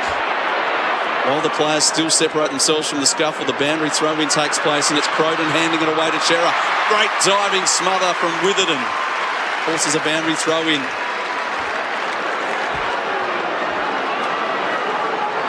We've seen the goal of the game through Caleb Sarong for instant windscreens, 1-3-2-4-4, and on the big screen replay, we're watching another replay of the Chera kick that sent it towards Sarong. The kick appeared to be taken from outside the boundary line. Croden does the roving, bounces out of a tackle, kicks with the left towards the goal square, hits the post. Wow. Oh, that would have been huge. They've saved their charge for late Fremantle, but they're coming home strong, and there's some unbelievable goals at the moment. 13 points is their lead, 12-5-77 to 9-10-64 on the scoreboard for Mates, Australia's most satisfied internet customers. Long kick back into play from the Eagles. There's a holding free kick. It's going Fremantle's way. Over young Watson. He's got to go and fetch his own footy from up against the boundary. Jack Darling standing the mark, arguing the point with the umpire. In fact, it won't be Watson, it'll be Logue. He comes back to take his free kick. 19 gone in the last quarter. 13 points the lead to Fremantle. A win today. Keep their slim finals hopes alive. A loss and it's all over. The kick from Logue is intercepted. Shepherd in from the side, taking the mark at defensive 50. Kicks to a 2-on-1, but arriving late, Hayden Young did very well to square up the numbers and make the spoil, and it's out of bounds right beneath the AFL Nation broadcast position. About 10 metres forward of the interchange gates for the Eagles. All about to be tossed back into play. Darcy and Natanui doing the ruck work. Darcy tucks it to the front of the pack. Follows up. Here comes Banfield. Hands it away to Mundy. Down the line he goes with his kick to half forward. Taberner wanting a free kick for being held. Croden does the roving. He'll need his left foot. He decides to hand pass instead to Switkowski, who goes long to the goal square. Schultz one-on-one with Witherden. Schultz stretching, can't mark, goes to ground. In comes McGovern up against the boundary. Floating a hand pass, puts Edwards under pressure. Schultz a great tackle. He's had it a long time. The umpire says holding the ball. There wasn't much prior opportunity for Edwards, but the tackle lingered and it held on. We did free the arms for a moment, then he got tackled a second time. Good call from the umpire. Just had to get it out when he had his arms free, and he decided to try and shrug another one and get really freed and come off. So Lockie Schultz gets the free kick. He's kicked two. He's going to be outside the boundary line as he starts his approach here in the right forward pocket. 40 metres out from goal. 21-minute mark of the fourth quarter. This will make it very tough for the Eagles if he can convert from here. Deep in the pocket, Lockie Schultz looks narrow all the way. In fact, it's only just going to scrape in for a behind. So they've had a couple of chances now to put the game almost to bed. Haven't been able to take any of them, and 14 points is their lead. Really have to start rolling the dice with the Eagles and start playing some fast footy. Witherden long on the kick in towards Liam Ryan, who rises in front of the pack this time to take the mark. Plays on with a hand pass, gets it forward to the play. Hand pass comes to Redden. His kick goes out very wide. They've slowed the play a little bit, Fremantle. Now Shepherd's hand pass goes behind Cole. Still some Eagles inside, and they maintain their composure. Short pass comes back to Nelson on the sponsors logo on the wing. Nelson wants to wheel and go. Long high kick towards full forward. Vardy will run and jump at it. Spoil comes from Logue. Ball at 50 here for the Eagles. Mundy brought down in the tackle. That'll be holding the ball. Well done, Jack Redden. Dave Mundy stands on the mark, 51 out. Redden kicks to the pocket. Ryan will run and leap from behind. He can't get to it. Aish did well. Helping out at ground level is Young. Kicking down the boundary line. Cole makes the spoil on Henry. Ball stays in. Croydon a hand pass to Tucker. Back to Croydon. Little chip pass to Henry on the bounce. Dodges around Shuey. Comes inside with a dangerous kick. He's taken the game on it. It might work out. Banfield collects backward of centre. Hand pass to Mundy with the left boot. Transfers play to our broadcast side wing for Bewley. Floats a kick over the top. Running onto it, Banfield. Walker gives a lead in short. That's ignored. He comes inside instead to Switkowski, who doesn't mark. He does just. McGovern arriving late, put the pressure on. Ball spilled out of Switkowski's hands, but the mark was paid. He's 2 kicks from goal. Umpire tells him to move it on. He comes inside with his kick to Mundy. Had time to wipe the hands on the shorts before he took the mark. Watson gives a lead square to him. Kick goes to Toby Watson, who marks 10 metres forward of centre. They're winding the clock down here, Fremantle. There's still 6 minutes to go. They lead by 14 points. Next kick goes out wide to Young. He chips in short to Sarong. Front edge of the centre square. Eagles just need to get on a man now and make him kick to a contest. There's the only chance they're going to get the ball back. Otherwise they'll keep chipping it round.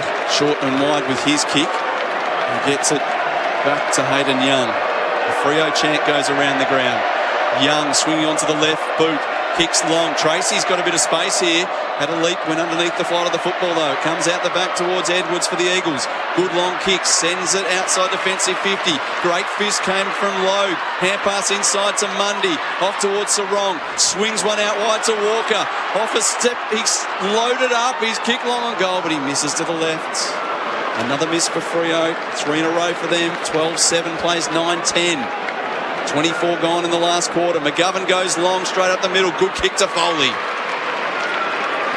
Foley wanted a hand pass to the runner, decided against that, and then kicked into the charging Docker coming towards him. Sarong is there, so too Bewley. Good tackle, that'll be holding the ball. A timely tackle from Brett Bewley. One of the tackles of the day for Toro. Count on it. For the home ground advantage, count on Toro. Fremantle, again, happy to chew up some clock. Being played on Fremantle's terms at the moment. They've been able to keep the ball in their forward half for a long period of time and possess the ball and wind the clock down. They lead by 15. Brett Bewley has the football. Wants to go all the way back to centre half back, and Griffin Logue can mark and then kick towards Luke Ryan. One of the contenders today for the Glendinning Allen medal. He's been outstanding. Chips it short to Walker. He too has stood up under pressure. One of the contenders for our MEGT Rookie of the Day as well. Brandon Walker has it between the interchange gates. With the right boot, he kicks to half forward. Barris again, big leap, couldn't take it this time.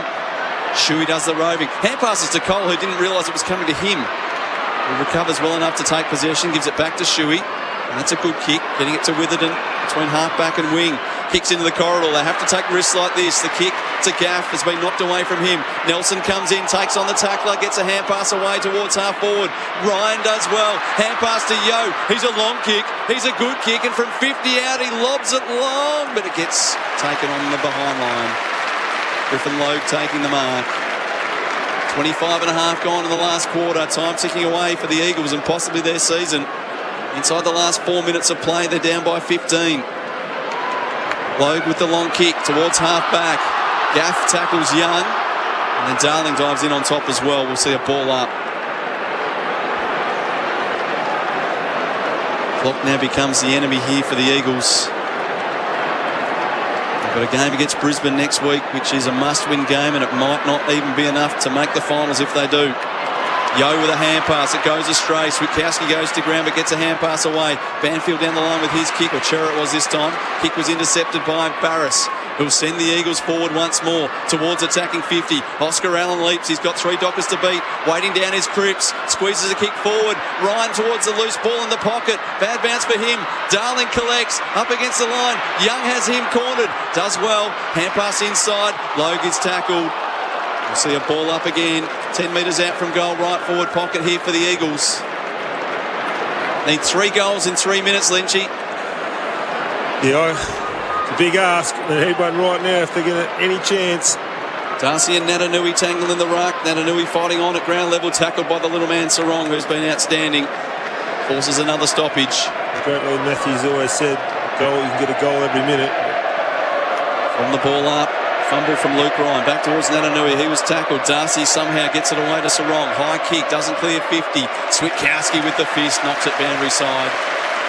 Fremantle fans can sense it. 51,692 inside Optus Stadium here this afternoon.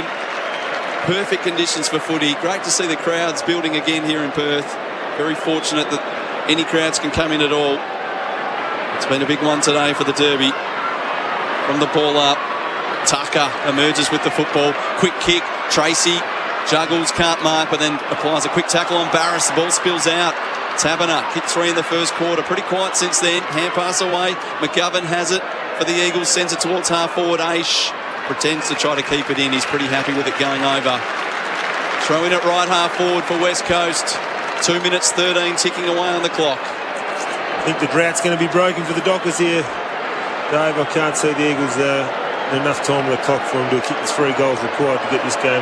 Down the boundary for Spitwater, Dave Mundy, sipping some water. He wouldn't mind getting back out there to celebrate if he can be on the field when the final siren goes with his team in front. Gaffer hand pass to Barris, off to Shuey. Quick kick, Darcy getting back. Takes the mark, slows it down. 15 points is their lead on the scoreboard for Mate Internet and Mobile. And I reckon they've done enough now. Darcy kicks long up the wing. Croden pushed out by McGovern. Ball comes out the back to Cole for the Eagles. Hands it off to Shuey. Back to Cole. Thought about going backwards, but they need to go forwards and forwards quickly. Short pass to Nelson. He needs to take them on, so he goes away with some dash. Left-footed kick towards Oscar Allen, marking just forward of centre. Sheed comes past, demanding the hand pass. He gives the next hand pass towards Cole, who puts it on the ground. Pearce dives in on top, holds it up. We should see a ball up at centre half forward for West Coast, and we do. Justin Longmuir on the big screen. He's on his feet in the box. Tense time for him. The Dockers will keep their finals hopes alive. They'll need to beat St Kilda next week. They'll need to hope that Essendon go down to Collingwood at the same time. Another ball up required here at centre half forward. About a minute to go on the clock for Makita. Rule the outdoors, and the Freo crowd enjoying this moment. 11 consecutive losses in the Western Derby. They'll break the drought here today. Another ball up needed here. Both teams out on their feet. Crowd going berserk around the ground at the moment. From the ball up, it goes forward for the Eagles. Liam Ryan can't pick up the loose footy. Tucker does for Freo. Hurried kick into the middle of the ground. Attacking at McGovern. Attempted the soccer kick. Falls now for Witherden. Chips a short pass to Shuey. He'll pump it long towards the goal square. Barris is deep forward. Clears his head. At the back is Zach Langdon up against the boundary. Great tackle, Pearce. It was a fierce tackle. One of the tackles of the day for Toro. And we'll see another throw in as Dave Mundy's on the big screen.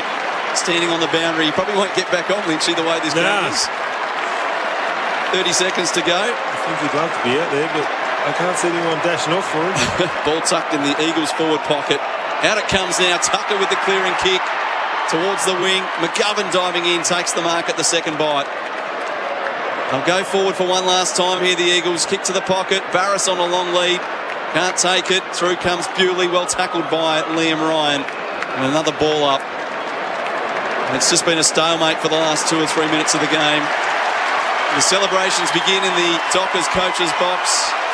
And the Fremantle bench is celebrating with Dave Mundy as well on his record-breaking day. As Gaff takes the kick and puts it out of bounds on the full. And Sarong will get the free kick. In fact, was it touch? The field umpire wants to call a boundary throw in here, but the boundary umpires, I think, have said it's out of bounds on the full. Sarong wants the free kick. And yet, that's the way the boundary umpire is going to set it up. So Sarong with the kick. It will probably be the last kick of the game. 11 consecutive defeats for Fremantle. And at last the drought is broken and their finals chances are still alive. The Dockers have defeated their arch rivals and they'll go into the last round with a chance of still making the finals.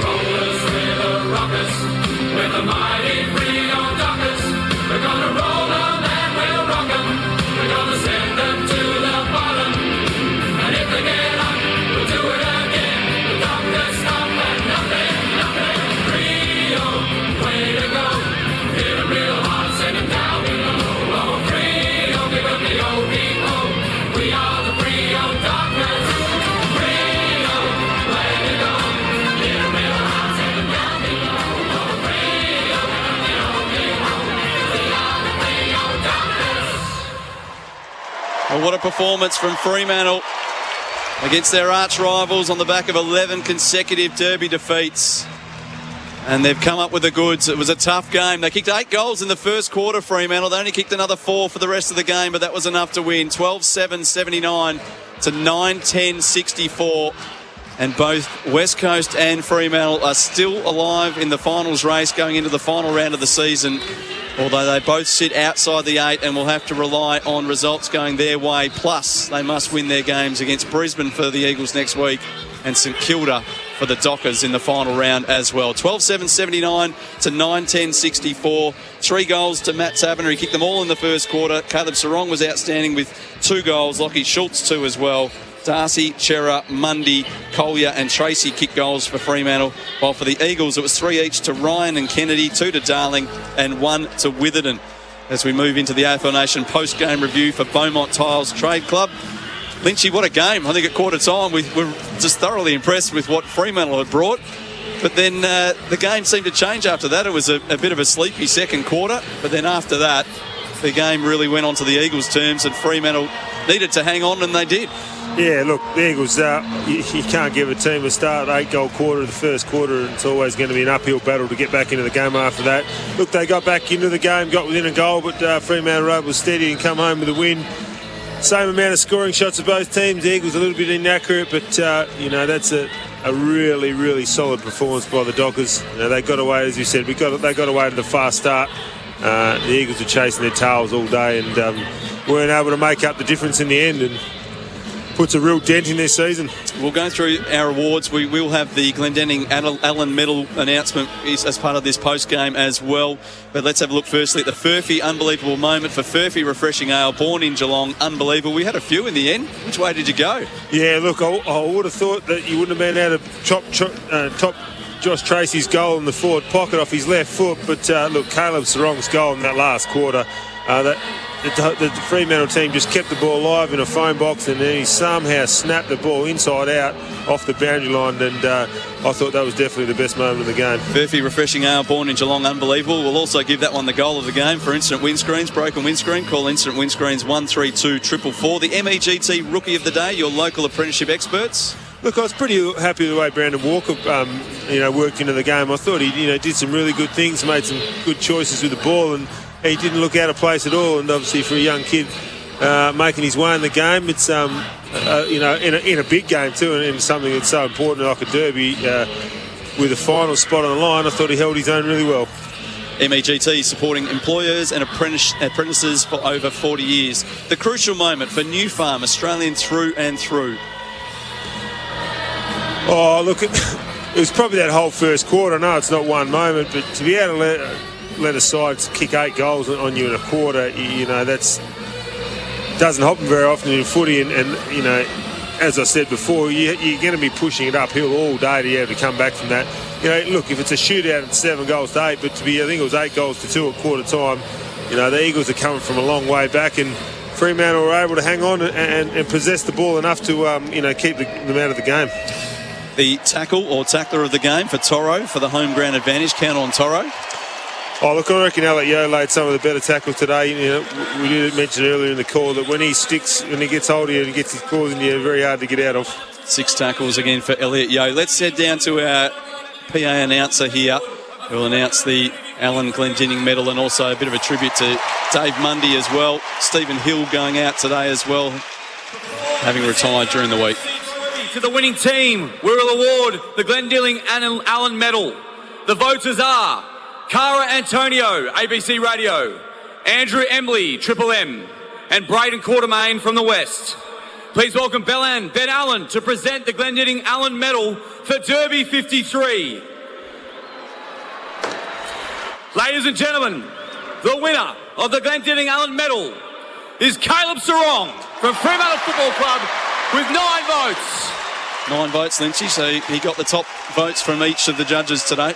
Yeah, look, I think that was that would have been who I would have picked. 32 overs and 2 goals, and possibly goal of the year. That was a pretty well balanced performance by Caleb Sarong. He was in and under all day, 6 tackles. He led from the front. We'll hear a little bit from Caleb here as well after receiving the medal from Ben Allen. First of all, how good's this? Thanks to the crowd.